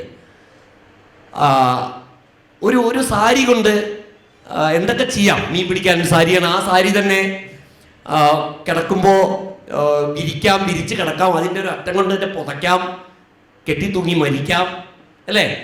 ഇങ്ങനെയുള്ള നിത്യജീവിതത്തിലെ പ്രശ്നങ്ങൾ, അതേപോലെ തന്നെ സ്ത്രീകളുടെ ജീവിതം തീർച്ചയായിട്ടും അശോകന്റെ കവിതകളിലൊക്കെ നിറഞ്ഞു നിൽക്കുന്നുണ്ട്. സ്വന്തം ഗോത്ര സമുദായത്തിലെ കാട്ടിലെ മനുഷ്യർ, കാട്ടിലെ സ്ത്രീകളുടെ ജീവിതം വളരെ ഗംഭീരമായിട്ട്, ഇപ്പോൾ നിലാനിറപ്പെണ്ണും കാട്ടുകഥയും പോലെയൊക്കെയുള്ള കവിതകൾ ഞാൻ ഓർമ്മിക്കുകയാണ്. അപ്പോൾ അങ്ങനെ ഒരു സാംസ്കാരിക പരിസരം ഇതുവരെ മലയാള കവിതയിൽ നമ്മൾ കണ്ടിട്ടില്ലാത്തൊരു സാംസ്കാരിക പരിസരം അശോകൻ ബോധപൂർവമാണോ ആവിഷ്കരിച്ചത്? എങ്ങനെയാണ് അശോകൻ ഇതിനെ എങ്ങനെയാണ് കാണുന്നത്? അതിന് പിന്നെ ഒരു രാഷ്ട്രീയം ഉണ്ട് എന്ന് തന്നെ വായനക്കാരനായ ഞാൻ വിചാരിക്കുന്നു. എന്താണ് അശോകന്റെ കവിതയുടെ സാംസ്കാരിക രാഷ്ട്രീയം? ഞാൻ മറയൂർ സ്കൂളിൽ സാറിനെ വേർപിരിഞ്ഞിട്ട് ഞാൻ 10ാം ക്ലാസ്സിൽ ആദ്യത്തെ പ്രൈസ് കവിത തിരഞ്ഞെടുത്തതും സാറാണ്. ശേഷം ഞാൻ കാട്ടിലേക്ക് പോയ ശേഷം പഠനമൊക്കെ നിർത്തിയിട്ട് ഞാൻ ഉൾക്കാട്ടിലേക്ക് പോയി.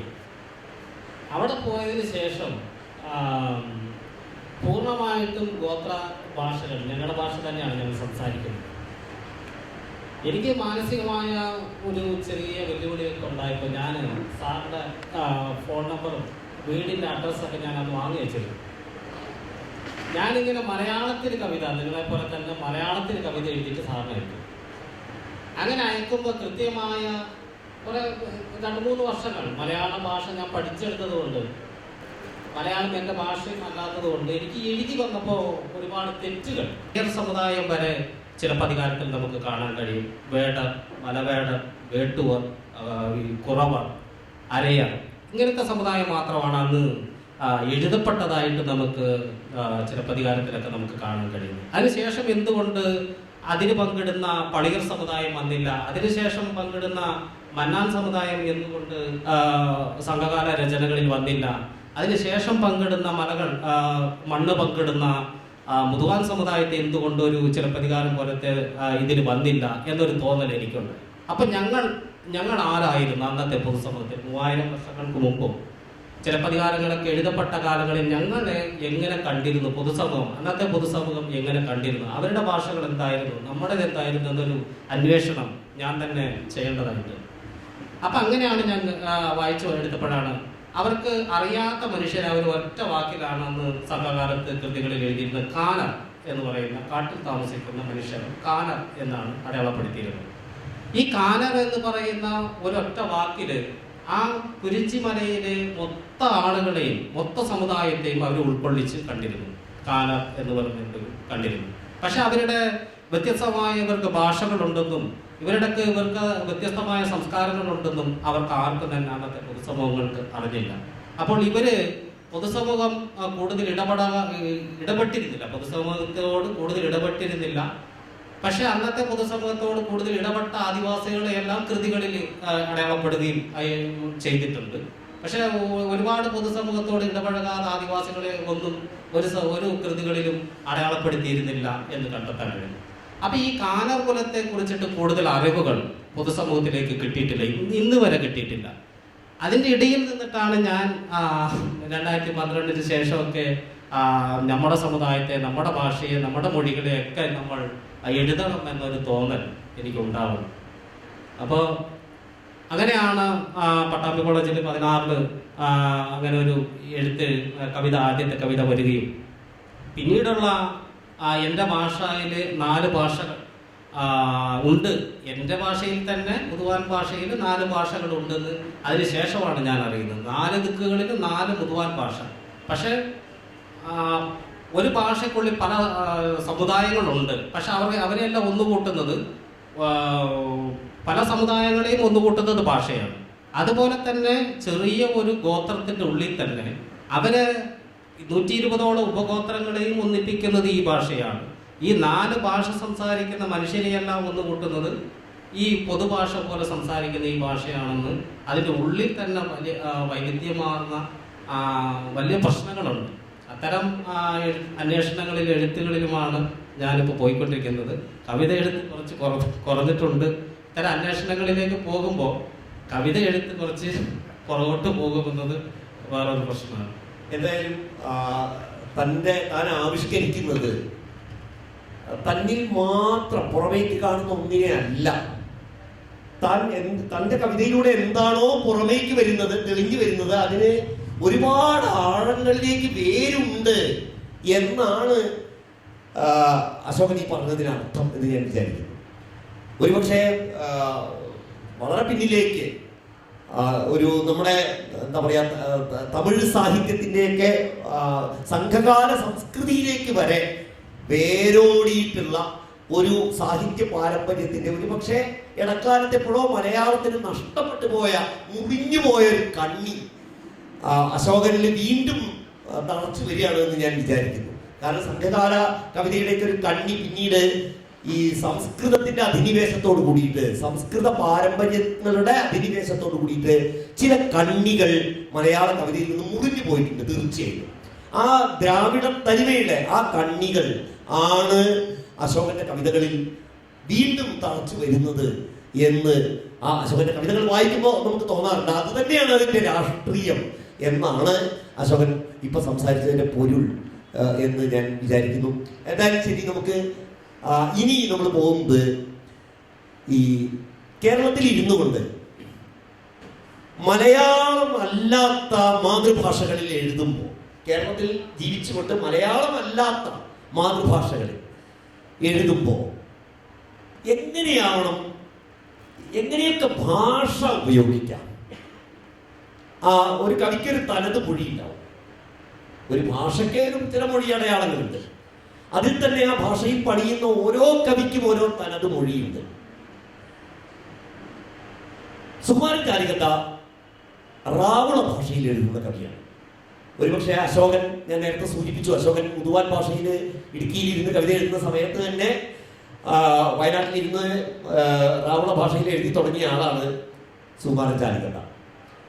സുകുമാരന്റെ കവിത പലതിലേക്ക് വളരെ വർണ്ണശബളമായ കവിതയാണ് സുകുമാരൻ്റെ. അതില് ഏറ്റവും രസകരമായ ഒരു കാര്യം, സുകുമാരൻ തനതായ ഒരു ഭാഷ സൃഷ്ടിക്കുന്നു എന്നുള്ളതാണ്. ഒന്ന് രണ്ട് കാര്യങ്ങൾ മാത്രം ഞാൻ ഉദാഹരണമായിട്ട് പറയാം.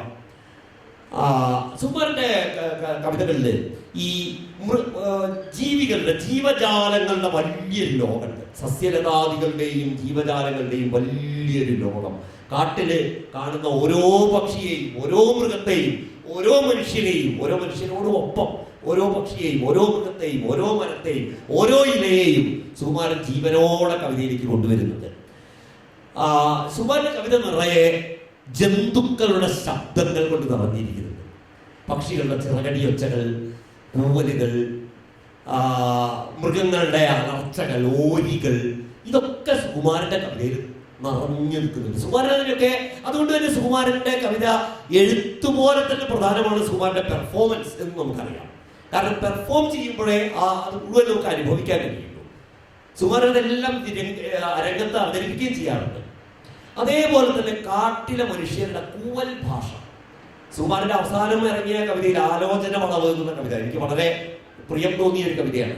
മാതൃഭൂമിയിൽ നമ്മൾ 2 ആഴ്ച മുമ്പാണ് വായിച്ചത്. ആലോചന വളവ്, 2 മനുഷ്യർ കാട്ടിൽ പോകുന്നതിനെ കുറിച്ചുള്ള കവിതയാണ്. ആ കവിതയില് കാട്ടിൽ ഒരു കൂവല്, 2 പേര് അവരുടെ ഭാഷ കൂവലാണ്. കാട്ടിൽ പോകുമ്പോ മരങ്ങളുടെ മറവിലൊക്കെ മാഞ്ഞു പോകുമ്പോ കൂവലാണ്.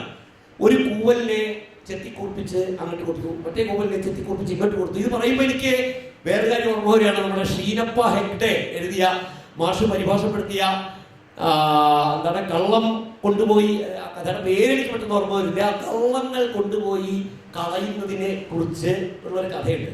ഒരു തുളു കഥ ഓർമ്മ വരികയാണ്. ഒരു മനുഷ്യൻ കള്ളം പറഞ്ഞുകൊണ്ടിരിക്കുന്ന ഒരു മനുഷ്യനാണ്.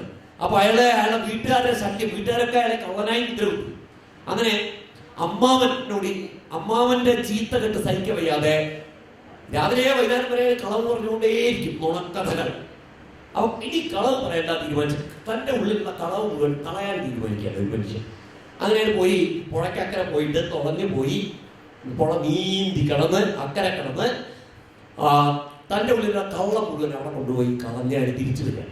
പക്ഷെ എന്താ സംഭവിച്ചത് വെച്ച് കഴിഞ്ഞാൽ, അയാള് പുഴ കിടന്ന് മുറിച്ചു പോയി ഒരു മരത്തിന്റെ ചുവട്ടിൽ സ്വന്തം കള്ളമൊക്കെ കളഞ്ഞപ്പോ ഒരു പുലി വന്നു. പുലി വന്നപ്പോ ഇയാൾ മരത്തിന്റെ മീതെ കയറിയപ്പോ പുലി താഴെ വിട്ടുമാറുന്നില്ല. പേടിച്ച് ഈ മനുഷ്യൻ മരത്തിന്റെ മീതെ ഇരുന്ന് മൂത്രം ഒഴിച്ചു. അപ്പൊ പുലി ഈ മൂത്രത്തിന്റെ മീതെ പിടിച്ച് ഇയാൾ മരക്കൊമ്പത്തിരുന്ന് മൂത്രം ഒഴിക്കുമ്പോ ആ മൂത്രങ്ങൾ താഴേക്ക് വീഴാറുണ്ട്. പുലിയുടെ മീതൊക്കെയാ വീഴുന്നത്. പുലി ആ മൂത്രത്തിന്റെ മീതെ പിടിച്ച്, ഒരു വള്ളിയുടെ മീതെ പിടിച്ച് കയറുന്ന പോലെ മരത്തിന്റെ മീതൊക്കെ കയറുക. പെട്ടെന്ന് മൂത്രം നിന്നപ്പോ വള്ളി മുറിഞ്ഞു. പുലി താഴെ വീണ് മരിച്ചു. അങ്ങനെ പുലിയിൽ നിന്ന് രക്ഷപ്പെട്ട് ഈ മനുഷ്യൻ എങ്ങനെയൊക്കെയോ കറങ്ങി തിരിഞ്ഞ് നാട്ടിലെത്തി. ഈ കഥയൊക്കെ മുത്തശ്ശനോട് പറയുകയാണ്. കള്ളം ഉപേക്ഷിച്ചതിന്റെ ശരിയായ കഥ എന്നാണ്. വളരെ വിചിത്രവും വളരെ നാടോടി ഭാവന വരുന്ന ആ കഥയുടെ പേര്. അപ്പൊ അതിനകത്ത് ഈ പുഴ കിടക്കുന്ന രംഗത്ത് ഈ കൂവലുകളെ കുറിപ്പിച്ച് കൂവലുകൾ കെട്ടി പുഴ കിടക്കുന്നതിനെ കുറിച്ച് പറയുന്നുണ്ട്. ഈ മനുഷ്യൻ പുഴ കിടന്ന അങ്ങനെയാണ്, കൂവൽ കെട്ടിട്ടാണ്. അപ്പൊ സുകുമാരന്റെ കാവ്യഭാഷയിലുടനീളം ഈ കൂവൽ ഭാഷയും കിളികളുടെ വായ്ത്താരികളും ഒക്കെ ചിറകടിയൊച്ചകളും ഒക്കെ നിറഞ്ഞു നിൽക്കുന്നുണ്ട്. ഞാൻ വായിച്ചിടത്തോളം, എനിക്ക് അറിയാവുന്നിടത്തോളം ലോകത്തെമ്പാടുമുള്ള ഗോത്രവർഗ ആദിവാസി കവിതകൾ, ഇപ്പൊ ലാറ്റിൻ അമേരിക്കൻ ആദിവാസി സാഹിത്യം എടുത്ത് നോക്കിയാൽ കാണാം, ഓസ്ട്രേലിയൻ ആദിവാസി സാഹിത്യം നോക്കിയാൽ കാണാം. അവിടെയൊക്കെ തന്നെ ആ കവികളൊക്കെ അവരുടെയൊക്കെ കവിതകളിൽ അവര് ഈ പ്രകൃതിയുടെ ശബ്ദങ്ങൾ വ്യാപകമായിട്ട് ഉപയോഗിക്കുന്നുണ്ട്. സുകുമാരൻ അതൊന്നും വായിച്ചിട്ടുള്ള ഒരാളല്ല. പക്ഷെ സുകുമാരൻ എഴുതുമ്പോൾ സുകുമാരൻ്റെ കവിതയിൽ ഈ ശബ്ദങ്ങളും ചലനങ്ങളും നിറഞ്ഞു നിൽക്കുന്നു. ഭാഷയെക്കുറിച്ചുള്ള സുകുമാരൻ്റെ വിചാരങ്ങൾ നമ്മളോടൊന്ന് പങ്കുവയ്ക്കാമോ? ഭാഷ, ഞാൻ ഈ ഒരാളെ ഭാഷ എന്ന് പറഞ്ഞാൽ കന്നഡയും തമിഴ്, തെലുങ്ക്, മലയാളം എല്ലാം കൂടി ഒരു മിക്സിങ് ഭാഷയാണ്. പക്ഷെ ഞങ്ങളുടെ സാഹിത്യം എന്ന് പറഞ്ഞാൽ ഭയങ്കര പെർഫോമിംഗ് ആണ്. ഞങ്ങൾ മെല്ലെ സംസാരിക്കുന്നവരല്ല. അടുത്തുണ്ടെങ്കിലും ഞങ്ങൾ എന്തുവാ എന്നതുമാ ഇതൊക്കെ പറഞ്ഞു. അപ്പോൾ ഇങ്ങനെയാണ് ഞങ്ങൾ ചോദിക്കുന്നത്.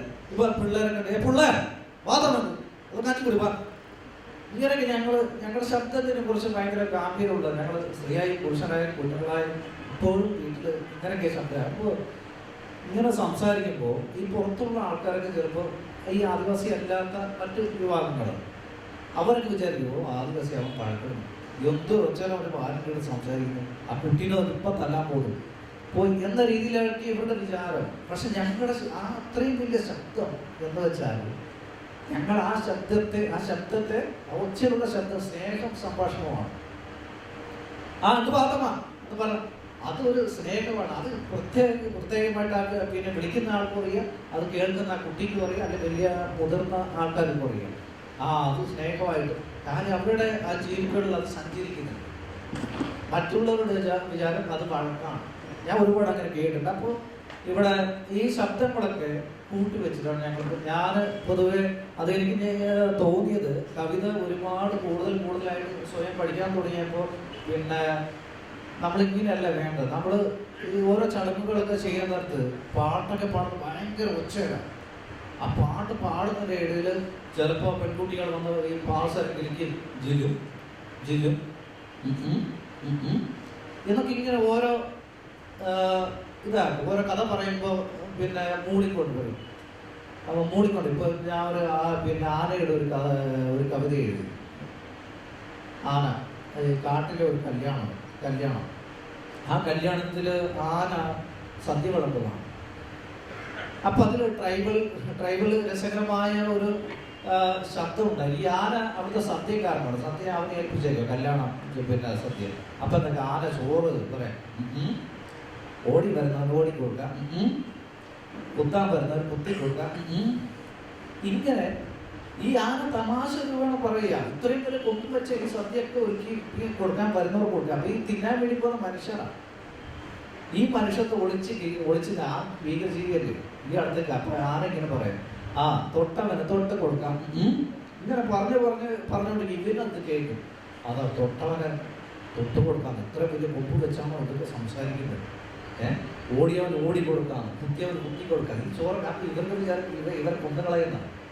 അവസാനത്തിൽ ഇവർ ആ സദ്യ തിന്നാണ് ഓടിപ്പോകുന്നതാണ് ഈ മനുഷ്യന്മാർ. അവസാനം ആന മൊത്തം അതൊക്കെ കഴിക്കുന്ന ഒരു രംഗമുള്ള ഒരു കഥ. അപ്പോൾ ഈ ശബ്ദങ്ങൾ ഞങ്ങൾ പാട്ട് പാടിക്കൊണ്ടിരിക്കുമ്പോൾ ഒരാൾ അവിടെ എന്തായാലും പാടുമോ അല്ലെങ്കിൽ മുട്ടടിക്കുമോ അല്ലെങ്കിൽ പാത്രം കഴുകുമോ എന്ന് പറയുമ്പോൾ ആ ശബ്ദങ്ങളെല്ലാം ഈ സംസാരത്തിൻ്റെ ചെറിയ വരികളിലൂടെ കാണിക്കും. ഇപ്പോൾ ഈ ഒരു ചടങ്ങ് നടക്കുമ്പോൾ ഒരു വലിയൊരു പാട്ട് പാടുന്നതിൻ്റെ ഇടയിൽ കൂവിക്കഴിഞ്ഞാൽ എന്താക്കും? ഇവിടെ ഒരു കവിത ചൊല്ലും. അതിൻ്റെ ഇടയിൽ ഞാൻ കൂവിയാൽ അവർ വെച്ചിട്ട് അവരെ അപമാനിച്ചു. ആ സാഹിത്യത്തെ അപമാനിച്ചു. പക്ഷെ എൻ്റെ അവിടെ അങ്ങനത്തെ ഒരു അപമാനവും ഇല്ല. ഞാനിവിടെ ഒരു 4 വരി കവിത ചൊല്ലുന്നു, അല്ലെങ്കിൽ ഞാൻ എഴുതിയ പെർഫോമിങ് കവിത ചൊല്ലിക്കൊണ്ടിരിക്കുമ്പോൾ എൻ്റെ ഈ കവിതയ്ക്ക് ഭയങ്കര ഒച്ചയാണ്. രാത്രിയൊക്കെ ഞാൻ ഭക്ഷണം കഴിച്ചിട്ട് ഈ കവിത റെക്കോർഡൊക്കെ ചെയ്യാൻ പല മാസികക്കാരും ചോദിക്കും. അപ്പോൾ റെക്കോർഡ് ചെയ്തുകൊണ്ടിരിക്കുമ്പോൾ ഭയങ്കര ഒച്ച. അത് അനുഭവിച്ച ആൾക്കാരുണ്ട്. ഞാൻ വീട്ടിൽ നിന്ന്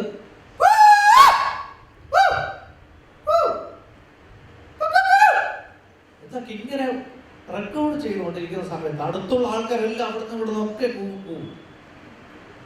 അപ്പുറത്തെ വീട്ടിൽ നിന്ന് ഇപ്പുറത്ത് വീട്ടിൽ നിന്ന് എന്നത് എന്നൊക്കെ പറ. അപ്പൊ എൻ്റെ ഈ കവിതയ്ക്ക് ആ ഭാഷയിൽ കൂടി ചേർന്ന് ആ ഒരു ശൈലി നമ്മുടെ ജീവിത രീതി ചേർന്ന് വരുന്നത്. അങ്ങനെ ഒരുപാട് സംഭവിച്ചുകൊണ്ട് ഇപ്പോഴും സംഭവിച്ചുകൊണ്ടിരിക്കുന്നുണ്ട്. അത് എനിക്ക് നല്ല ഒരു പുതിയൊരു സാഹിത്യത്തെ ഉണ്ടാക്കിയെടുക്കാനാണ് എനിക്ക് അതൊക്കെ സാധിക്കുന്നത്. അപ്പം അങ്ങനെ വരുമ്പോൾ ഇത് ഒരു ദിവസം റെക്കോർഡ് ചെയ്തു. ഈ ആലോചന വളർന്ന കവിത തന്നെ ഞാൻ അതിൽ ഒരുപാട് പൂവുണ്ട്. ചെത്തി ചെത്തി ചെത്തി കൂവലിനെ ചെത്തി ചെത്തി കൊടുക്കുന്നത്. ഈ കാട്ടിൽ ഈ കൂവൽ ഭാഷ നേരിട്ടേ സഞ്ചരിക്കുള്ളൂ.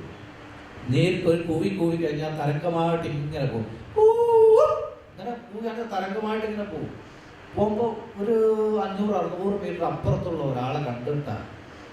ഇപ്പോൾ ആ മൊബൈലൊക്കെ മതി മിസ് കോൾ അടിച്ച് കണ്ടുപിടിക്കുക, അല്ലെങ്കിൽ വീഡിയോ കോൾ ചെയ്ത് കണ്ടുപിടിക്കുക. അതല്ല, ഇത് ഞങ്ങളുടെ ഒരു ജീവിതം. ഈ ഫോണുണ്ട് എന്നാലും വേണ്ട.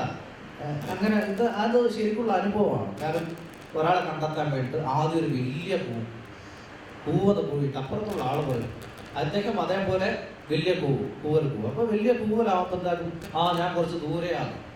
അപ്പോൾ ഈ കണ്ടുപിടിക്കുന്ന ആൾ പിന്നെ കുറച്ച് ദൂരം നടന്നിട്ട് പിന്നെ കൂവും. അപ്പോൾ അയാൾ ഒരു ചെറുതാക്കി കൂവി കഴിഞ്ഞിട്ട് അയാളും അതേപോലെ അതാവും. അപ്പോൾ അടുത്തടുത്ത് എത്താറായി. അവസാനം ഒരു കുഞ്ഞു കൂവും, അടുത്തെത്തി എന്ന് പറയും. ഇങ്ങനെ രസകരമായ പിന്നെന്താ, നമ്മൾ ഈ അരി ചേർന്ന ശബ്ദമില്ല, അരിയൊക്കെ ചേർന്ന് അതിനും പ്രത്യേക താളമുണ്ട്. അപ്പം ഇതൊക്കെ ഇങ്ങനെയുള്ള ചെക്കേക്കും ബേക്ക് ബേക്ക്, ചെക്കേക്കും ബേക്ക് ബേക്ക്, ചെക്കേക്കും ബേക്ക്. അപ്പം ഇതൊക്കെ നമ്മളൊരു പുതിയ നമ്മൾ ബാക്കിയുള്ളവർക്ക് അത് പിന്നെ മനസ്സിലായില്ലെങ്കിലും ഈ സാധനമെല്ലാം എൻ്റെ ആൾക്കാർ സ്വയം പണ്ടേ ചെയ്ത ഒരു സാധനമാണ്. ഞാനും അവരോടൊപ്പം കൂടി ചേർന്ന് ചെയ്യുന്ന സാധനം ഇങ്ങനെയുള്ളൊരു പുതിയൊരു സാഹിത്യ ലോകത്ത് ഈ ശബ്ദങ്ങളെല്ലാം കൂട്ടി ആലോചിച്ചിട്ട് അങ്ങനെ മറ്റുള്ളവർ കൂടി ഇത് വായിച്ച് ഈ രീതിയിൽ പിന്നെ ഒരു സാഹിത്യമുണ്ട്, അല്ലെങ്കിൽ അങ്ങനെ വരുമ്പോൾ എന്തെങ്കിലും മാറ്റം നമുക്ക് ലഭിക്കുമോ എന്ന രീതിയിലൊക്കെ ആകെ എനിക്കും ഇത് പിന്നെ പരീക്ഷണം ചെയ്യാൻ ഞാൻ തീരുമാനിച്ചു. അത് കുറേ ആൾക്കാരുടെ ഉപദേശവും തന്നു. ഇപ്പം അത് ഒരു കൂവൽ ഭാഷയിൽ കൂവൽ കൊണ്ട് മാത്രം ഒരു കവിത തയ്യാറാക്കും. അത് എങ്ങനെ എഴുതുമെന്ന് ഒരു പിടുത്തവുമില്ല. അപ്പം ഞാൻ കൂവിക്കൊണ്ട് തന്നെ അത് പിന്നെ അതിൽ ഇതൊന്നുമില്ല, ശബ്ദമൊന്നുമില്ല, ഈ വരികളുമില്ല. കൂവി തന്നെ ഓരോ മരങ്ങളെയും ഇലകളെയും മൃഗങ്ങളെയും വർണ്ണിക്കുന്ന തരത്തിലുള്ള ഒരു കവിത അതിൻ്റെ പണി നടന്നുകൊണ്ടിരിക്കുന്നു. അത് നേരിട്ട് പെർഫോമിങ്ങിൽ ചെയ്യാൻ പറ്റും, പേപ്പറിൽ വരില്ല. അല്ലെങ്കിൽ അത് സ്കാൻ ചെയ്തിട്ട് ചെയ്യാനുള്ള ഒരു സമയം ഇതിൽ ശ്രമിക്കുന്നുണ്ട്. പിന്നെന്താ ശബ്ദം, രാത്രി പിന്നെ ഈ കരയുന്ന ചീവി എന്ന ആ കവി. ഇപ്പോൾ ഞാൻ മറ്റേ ഇതിൽ പറയാനുണ്ട്, പകാതി കടലിലും പകാതിക്കടൽ. പകാതി എന്ന പ്രേതമാണ്. പകാതിൻ്റെ കടൽ, പ്രേതത്തിൻ്റെ കടലിൽ രാത്രി ചിലും ചിലും ചിലും ചിലും എന്താക്കട്ടെ, അത് ഒരു കവിതയുണ്ട്. അപ്പൊ ഇതെല്ലാം ഇങ്ങനെയുള്ള മണിമണി പോലുള്ള സാധനങ്ങൾ ഇതിലേക്ക് കയറ്റി വരുമ്പോൾ നമ്മുടെ ആൾക്കാർ തന്നെ അത് ഇഷ്ടപ്പെടുന്നു. കാരണം ആ ശബ്ദമുള്ള കവിതയ്ക്ക് പോലും ആ ശബ്ദമുള്ള പേരിടാൻ ഇനിയായിട്ടും എൻ്റെ നാട്ടുകാരൻ പറഞ്ഞില്ല. ഞാൻ ഓരോ കവിത എഴുതുമ്പോൾ നമ്മുടെ ട്രൈബൽ ഭാഷ എഴുതുന്നുണ്ട്. ഈ സൗന്ദര്യമുള്ള നല്ല ഭാഷയൊക്കെയാണ്. അപ്പോൾ എന്തായാലും ഇവരത് മറക്കും. ഞാൻ ഇപ്പോൾ ആ നാട്ടിൽ കൂടെ പോകുമ്പോൾ ആൾക്കാർ ചവിട്ടി എന്ന് വിളിക്കും. ചവിട്ടി എന്നൊരു കവിത എഴുതിയിട്ട് അവർക്ക് ഭയങ്കര ഇഷ്ടമായി. ചവിട്ടി എന്ന് പറഞ്ഞാൽ ഞങ്ങളുടെ ആ ഭാഷയിലുള്ള പിന്നെ കാമുകി എന്നാണ് അർത്ഥം, ചവിട്ടി. അപ്പം എല്ലാവരും പെൺകുട്ടികൾ ഇങ്ങനെ ചവിട്ടി, എന്നെയും അങ്ങനെ വിളിക്കണം കാമുകി. ചവിട്ടി എന്തുവാ പോണ്ടേ ഏഴാണ്ട് പരിശോധന പുറത്തതുവാ എന്നതമ്മാ ഗിരാചര ചരോരം. അങ്ങനെ രസകരമായി ഇങ്ങനെ വർത്താനം പറഞ്ഞിട്ട് അതാണ് അങ്ങനെയുള്ള കവിത എഴുതാൻ ഞാൻ ഏറ്റവും കൂടുതൽ ശ്രമിക്കുന്നത്. അത് തന്നെയാണ് ഞങ്ങൾ ചെയ്യുന്നത്. ഞങ്ങൾ ചടങ്ങിലൊക്കെ ഈ അവിടെ ഇരിക്കുന്ന പെൺകുട്ടിയാണെങ്കിൽ അവൾ ചിലപ്പോൾ എന്തെങ്കിലും ചെയ്തോണ്ടിരിക്കും. ഇപ്പോൾ പാട്ട് പാടും, അല്ലെങ്കിൽ ഈ പാട്ട് പാടിക്കൊണ്ട്. ഇപ്പം ഞങ്ങൾ ഒരു കവിത എഴുതിക്കൊണ്ടിരുന്ന നമ്മുടെ വേട്ടാപ്പുള്ളി ഈ ഒരു പെണ്ണിനെ കല്യാണം കഴിക്കണം. അപ്പോൾ ഇയാളുടെ മനസ്സിൽ വായ്ത്താരിയുണ്ട്, നമ്മുടെ സ്വന്തം സാധനം. അപ്പോൾ ഇയാളെന്തായാലും ഇവിടെ കല്യാണം കഴിക്കുന്നത് എങ്ങനെയാണ് വീഴില്ല ഈ പെണ്ണ്. ഇയാളത് പ്രേമിക്കാനും പോവില്ല. ഇയാൾ അവസാനം കണ്ടൊരു പണി എടുത്തെന്ന് പറയും. ഇയാൾ ഇതൊക്കെ കാട്ടി പോയിട്ട് പിന്നെന്തായാലും ഈ മാനിയില്ലേ, മാനിപ്പുല്ല് അല്ലെങ്കിൽ ഈ ഓടയുടെ വടി അതിൽ തവളേനെ കെട്ടിയിട്ട് മടയിൽ കൊണ്ടുപോയിട്ട് ഈ ഞണ്ടിൻ്റെ പൊത്തിലിട്ട് ഈ ഞണ്ടിനെ താരാട്ടി പിടിക്കുന്ന ഒരു സീനുണ്ട്.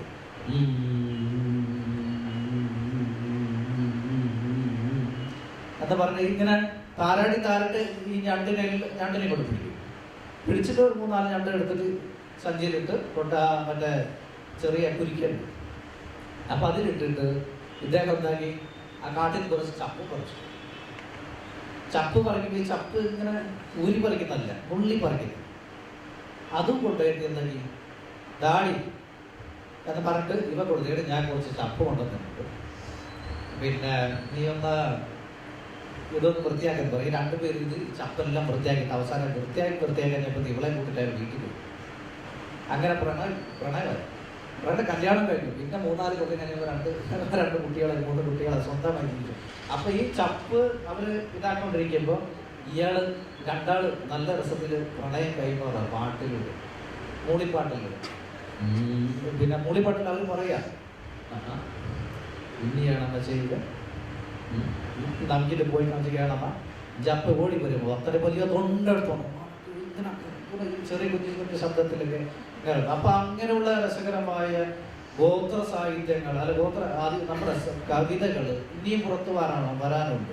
എൻ്റെ മാത്രമല്ല, മറ്റുള്ള ഈ 36 ആദിവാസികളുണ്ട്. അവരുടെ പലതരത്തിൽ ഇങ്ങനെ ശിൽക്കാരങ്ങളുണ്ട്. ഇപ്പൊ കാട്ടിലൂടെ സഞ്ചരിക്കും, ഈ ഇലകളിലൊക്കെ ചവിട്ടൂല്ലേ, ചറപ്പുറ പഴ പെയ്യില്ലേ, പഴ ഇങ്ങനെ മൂന്ന് പഴഞ്ഞ് ചോരൻ്റെ ഈ ആലോചനകളിൽ പറയുന്നുണ്ട്. ഒരു തീപ്പെട്ടിയായിട്ട് ആ കാട്ടിൽ പോയത് ആകെ ഉണ്ടായിരുന്നു. പിന്നെ വെളിച്ചം അതായിരുന്നു. അപ്പോഴത്തേക്ക് രാത്രി ചരോരെന്ന് പറഞ്ഞാൽ മഴ പെയ്ത് ആ തീപ്പെട്ടി മൊത്തം തന്നെ. അവസാനം പറഞ്ഞത് കല്ലില് അവിടെയും മുട്ടി ഇവിടെയും മുട്ടി എന്നൊക്കെ പറഞ്ഞിട്ട് പിന്നെ ആ വരിയുണ്ട്. അങ്ങനെ മുട്ടി രക്ഷപ്പെടുന്നതാണ് വീട്ടിലേക്ക്. പിന്നെ ഈ മറ്റേ കല്ല് ഞങ്ങൾ ഈ വെറ്റിലിടിക്കാറ്. വെറ്റില എന്ന് പറഞ്ഞ മുറുക്കാൻ ഇതിലുണ്ട്. അപ്പൊ ഈ മുറുക്കാൻ ഇടിക്കുമ്പോൾ ഈ വലിയ ശബ്ദം കുറേ കോഡ് ഭാഷ പറയും. ചിലപ്പോൾ അടുത്ത് പെൺകുട്ടികൾ ഇരുന്ന ചെറിയ ചിരിക്കാനുള്ള കുഞ്ഞു ശബ്ദ ഭാഷയിലുള്ള സാധനങ്ങളൊക്കെ പറയും. അപ്പൊ ഇതുമൊക്കെ ഇങ്ങനെ കേട്ടിയാണ് പുതിയൊരു കാവ്യത്തെ ഞാൻ സൃഷ്ടിക്കുന്നത്. അപ്പോൾ മറ്റുള്ള ഗോത്ര സാഹിത്യം ഇനി ആ രീതിയിൽ വന്നു കഴിഞ്ഞാൽ നമുക്ക് ഒരുപാട് പുതിയ കാഴ്ചകൾ നമുക്ക് കാണാൻ സാധിക്കുമെന്നാണ് എൻ്റെ ഒരു കരുതൽ. അങ്ങനെ ഉണ്ടാവട്ടെ. എന്തായാലും സ്നേഹം. തൻ്റെ ഭാഷയിലേക്ക്, തൻ്റെ കവിതയുടെ ഭാഷ എങ്ങനെയാണ് രൂപം കൊണ്ടത് എന്ന് ആണ് സുകുമാരൻ വളരെ ഭംഗിയായിട്ട് വിവരിച്ചത്. ഒരു കഥ പറയുന്നത് പോലെ സുകുമാരൻ്റെ കവിയായ സുകുമാരൻ ചാലികട്ടയുടെ അവസാനം ഇറങ്ങിയ പുസ്തകം കുറു എന്ന ആനക്കഥകളുടെ ഒരു പുസ്തകമാണ്. സുകുമാരൻ്റെ കവിതാ പുസ്തകം വരാനിരിക്കുന്നതേ ഉള്ളൂ. 2 പുസ്തകം പ്രസിദ്ധീകരിച്ചു. ആദ്യ പുസ്തകത്തിൽ ബേത്തിമാരൻ എന്നുള്ള പുസ്തകത്തിൽ സുകുമാരൻ സ്വന്തം കഥ പറയുന്നു. 2ാമത്തെ പുസ്തകത്തിൽ സുഗു പറയുന്നത് താൻ കാട്ടിൽ കണ്ട ആനകളുടെ കഥയാണ്, ആനക്കഥകളാണ് കുറു. സുകുമാരൻ നല്ലൊരു കഥ പറച്ചിൽക്കാരൻ കൂടിയാണ്. എന്തായാലും ശരി, സുകുമാരൻ്റെ ഭാഷ എങ്ങനെയാണ് പ്രകൃതിയിൽ നിന്ന് നേരിട്ട് തൻ്റെ ഭാഷ വരുന്നത് എന്ന്, അല്ലെങ്കിൽ തൻ്റെ ഭാഷയെ എങ്ങനെയാണ് അത് സ്വാധീനിക്കുന്നത് എന്ന് സുകുമാരൻ വിശദീകരിച്ചു. നമ്മൾ ഈ സെഷൻ വൈൻഡപ്പ് ചെയ്യുന്നതിൻ്റെ ഭാഗമായിട്ട് ഇപ്പോൾ നമ്മൾ സത്യത്തിൽ പറഞ്ഞ് എത്തിയത് മലയാളം മാത്രമല്ല, കേരളം നിന്ന് തുടങ്ങി തുളുവിലൂടെ, കടപ്പുറ ഭാഷയിലൂടെ, ആദിവാസി ഗോത്രവർഗ ഭാഷകളിലൂടെ നമ്മളെ എത്തി നിൽക്കുന്നത് ഇപ്പോൾ എനിക്ക് തോന്നുന്നു ഒരു നിലയ്ക്ക് വാമൊഴിയിലേക്കും നാടോടിത്തത്തിലേക്കും തന്നെയാണ്. വീണ്ടും ഒരു വാമൊഴിക്കാലം വരികയാണോ? എന്താ പറയുക, ഒരു നാടോടിയായ വാമൊഴിക്കാലം വീണ്ടും ഭാഷയിൽ സംഭവിക്കുകയാണോ നമ്മുടെ നാട്ടിൽ? ഭാഷാശാസ്ത്രജ്ഞൻ കൂടിയാണ് ശ്രീധരൻ മാഷ്. തുളുവിന് ഞാൻ മനസ്സിലാക്കിയിടത്തോളം തുളു സാഹിത്യത്തെ കുറിച്ചൊക്കെ പറയുന്നവര് എല്ലാവരും പറയാറുള്ള ഒരു കാര്യം, ആധുനിക തുളു സാഹിത്യത്തിന് വലിയ നാടോടി പാരമ്പര്യമുണ്ട്, അല്ലെങ്കിൽ നാടോടിയാണ് അത് അടിസ്ഥാനപരമായി എന്ന് പല പണ്ഡിതന്മാരും പറഞ്ഞത് വായിച്ചിട്ടുമുണ്ട്. ഭാഷാശാസ്ത്രജ്ഞൻ കൂടിയായ മാഷിന് ഈ സെഷൻ അവസാനിക്കുമ്പോൾ എന്ത് തോന്നുന്നു ഇതിനെക്കുറിച്ച്? യഥാർത്ഥത്തിൽ നമ്മുടെ ചർച്ചയുടെ ഒരു ഭാഗത്ത് ആയിട്ടാണ് നിൽക്കുന്നത്. ഭാഷയ്ക്കുള്ളിലെ ഭാഷയാണ്. നമ്മൾ ഭാഷയെക്കുറിച്ച് മാത്രമേ സംസാരിച്ചുള്ളൂ. ഭാഷയ്ക്കുള്ളിലേക്ക് നമ്മൾ കടന്നിട്ടില്ല. അപ്പോൾ ഭാഷയ്ക്കുള്ളിലേക്ക് കടക്കുമ്പോഴാണ് നമ്മൾ ഭാവുകനെ കുറിച്ച്, സഹൃദയത്വത്തെക്കുറിച്ച് ഒക്കെയുള്ള വിശാലമായിട്ടുള്ള ആഴത്തിലുള്ള ചർച്ചകളിലേക്ക് കടക്കേണ്ടത്.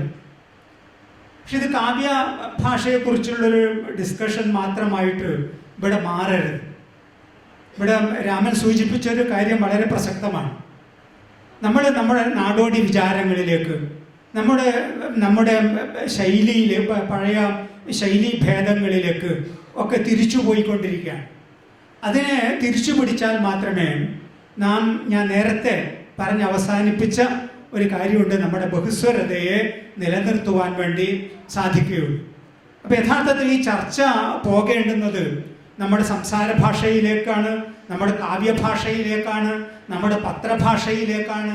നമ്മുടെ പഴഞ്ചൊല്ലുകൾ, കടങ്കഥകൾ, അരുളപ്പാടുകൾ, തോറ്റംപാട്ടുകൾ, സ്പോർട്സ് ഭാഷ, കാർട്ടൂണുകൾ, ഇരട്ടപ്പേരുകൾ, സിനിമാ പേരുകൾ, പുതിയ കാലത്തിൻ്റെ ട്രോളുകൾ, ഇവയെക്കുറിച്ചുള്ള ചർച്ചകളൊക്കെ തന്നെ ഇവിടെ പ്രസക്തമാകേണ്ടതുണ്ട് എന്നെനിക്ക് തോന്നുന്നു. കാരണം ഇതൊക്കെ തന്നെ എഴുത്തുകാരൻ, അതായത് വക്താവിൻ്റെ പ്രതിഭയുടെ വ്യക്തിത്വത്തിൻ്റെ അടയാളമാണ്, പാരമ്പര്യത്തിൻ്റെ അടയാളമാണ്, സഹൃദയത്വത്തിൻ്റെ അടയാളമാണ്, രാഷ്ട്രീയ സാമൂഹ്യ വിവക്ഷകളുടെ അടയാളമാണ്, ലോകബോധത്തിൻ്റെ അടയാളമാണ്, വിമർശനാത്മകതയുടെ, യുക്തിബോധത്തിൻ്റെ ഒക്കെ അടയാളമായിട്ടാണ് നമ്മൾ പരിഗണിക്കേണ്ടിയിരിക്കുന്നത്. അതുകൊണ്ട് എനിക്ക് പറയാനുള്ളൊരു കാര്യം, നമ്മുടെ കാവ്യഭാഷയെക്കുറിച്ചുള്ള, ഭാഷയ്ക്കുള്ളിലെ ഭാഷയെക്കുറിച്ചുള്ള ചർച്ച ആരംഭിക്കേണ്ടുന്നത് നമ്മുടെ നാടോടി പ്രാദേശികമായിട്ടുള്ള ഭാഷാ വിചാരങ്ങളിൽ നിന്നാണ്. അവിടുന്നാണ് നമ്മുടെ കാവ്യാത്മകമായിട്ടുള്ള ഭാഷകൾ, ബിംബങ്ങൾ, പ്രതിരൂപാത്മകമായിട്ടുള്ള ചിന്തകൾ ഒക്കെ രൂപപ്പെട്ടിട്ടുള്ളത്. ഞാൻ തുളുവിലെ രണ്ട് കടങ്കഥകൾ, രണ്ട് ചൊല്ലുകൾ പറഞ്ഞിട്ട് നിർത്തുകയാണ്. ഉത്തരം നിങ്ങൾ പറഞ്ഞാൽ നന്ന്. അമ്മേ ആകാശഗു പോതെ, അപ്പേ പാതാളഗു പോതളു, മകെ ಅಂಗಾಡಿಗೂ ಪೋದೆ, ಮಗಳು ದೇವಸ್ಥಾನಿಗೂ പോതളു. അമ്മ എന്ന് പറഞ്ഞാൽ അച്ഛൻ എന്നാണ് അർത്ഥം. അച്ഛൻ ആകാശത്തിലേക്ക് പോയി. അപ്പേ, അമ്മ പാതാളത്തിലേക്ക് പോയി. മകൻ അങ്ങാടികു പോതെ, അങ്ങാടിയിലേക്ക് പോയി. മലയാളത്തിൽ തുളു മലയാള ബന്ധം കൂടി ഇതിൽ ഞാൻ വളരെ സംക്ഷിപ്തമായിട്ട് സൂചിപ്പിക്കുക. മകളു ദേവസ്ഥാനകു പോതളു, മകള് ദേവസ്ഥാനത്തിലേക്ക് പോയി. ഇതിൽ ഉത്തരം കവുങ്ങ് എന്നാണ്. കവുങ്ങാണ് ഉത്തരം.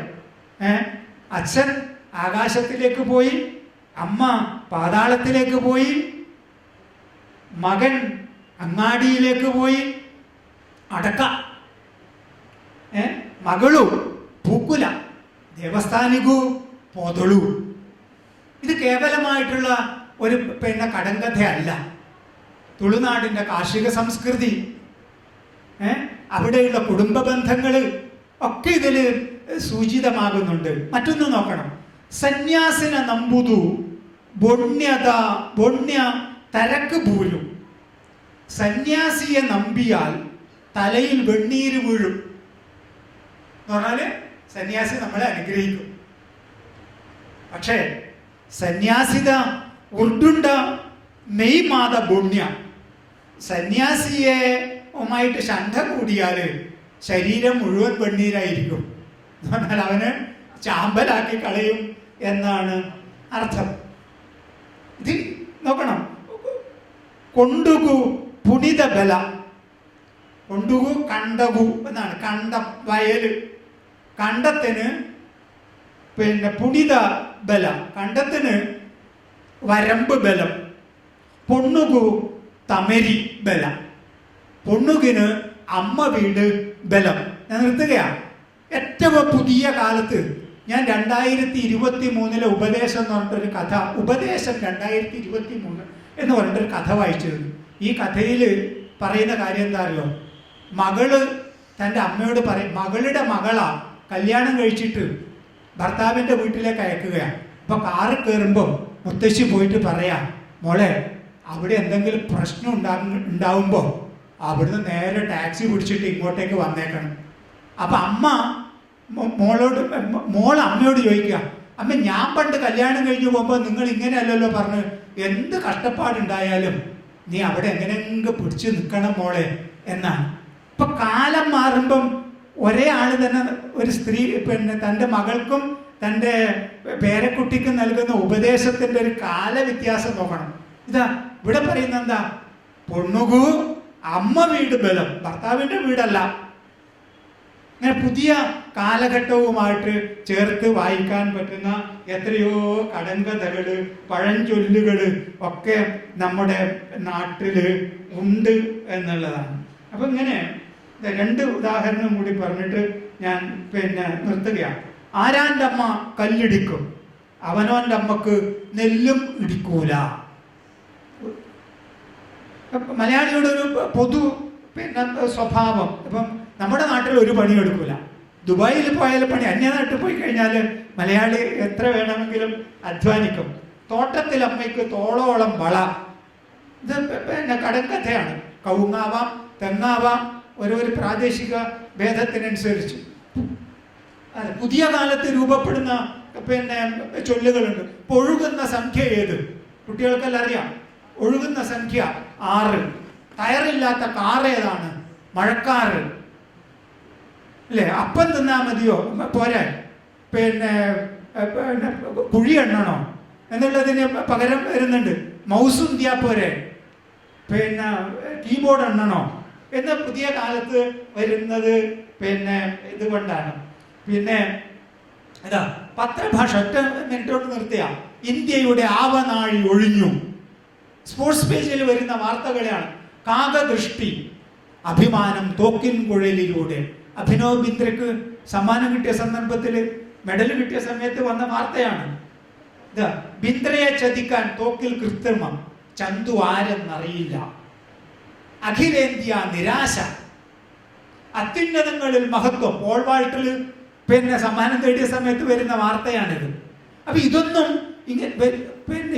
ഈ കൽപ്പനകൾ ഉണ്ടാകുന്നത് ഒരു പത്രക്കാരൻ എത്രമാത്രം സാംസ്കാരികമായിട്ടുള്ള ബോധം, എത്രമാത്രം പൈതൃകത്തെ സംബന്ധിച്ച പാരമ്പര്യത്തെ സംബന്ധിച്ച ബോധം ആവശ്യമാണെന്നോ. സിനിമാ പേരുകൾ എടുത്തു നോക്കിയാൽ നിങ്ങൾക്ക് കാണാം. ഞാൻ വരുന്നത് വടക്കേ മലബാറിൽ നിന്നാണ്. ഏറ്റവും പ്രധാനപ്പെട്ടൊരു ഉദാഹരണം നാങ്കളെ കൊത്തിയാലും ചോരയല്ല ചൊവ്വരെ, നീങ്കളെ കൊത്തിയാലും ചോരയല്ല ചൊവ്വരെ, നാങ്കളെ കുപ്പയിൽ നട്ടൊരു തൃത്തപ്പൂവല്ലേ നീങ്കട തേവന് പൂജ, നാങ്കടെ കുപ്പയിൽ നട്ടൊരു വാഴപ്പഴമല്ലേ നീങ്കട തേവന് പൂജ.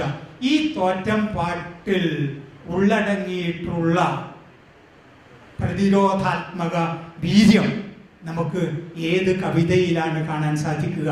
കവിതയുടെ, സാഹിത്യത്തിന്റെ, കലയുടെ വേര് സ്ഥിതി ചെയ്യുന്നത് നമ്മുടെ പ്രാദേശിക ജീവിതത്തിലാണ്, ശൈലിയിലാണ് എന്ന് പറഞ്ഞുകൊണ്ട് ഞാൻ അവസാനിപ്പിക്കുന്നു. സെഷൻ ഇവിടെ നമ്മൾ അവസാനിപ്പിക്കുകയാണ്. എന്തായാലും ഈ സെഷൻ വളരെ ഭംഗിയായി ഇതിനോട് സഹകരിച്ച കാണികൾക്ക്, അതിൽ ഇത്രയും നേരം കേട്ടിരുന്ന എല്ലാവർക്കും നന്ദി. കേരളം, ഒരിക്കൽ കൂടി പറയട്ടെ, മലയാളം മാത്രമല്ല, മലയാളമാകട്ടെ ഒരു മലയാളവും അല്ല, പല മലയാളം.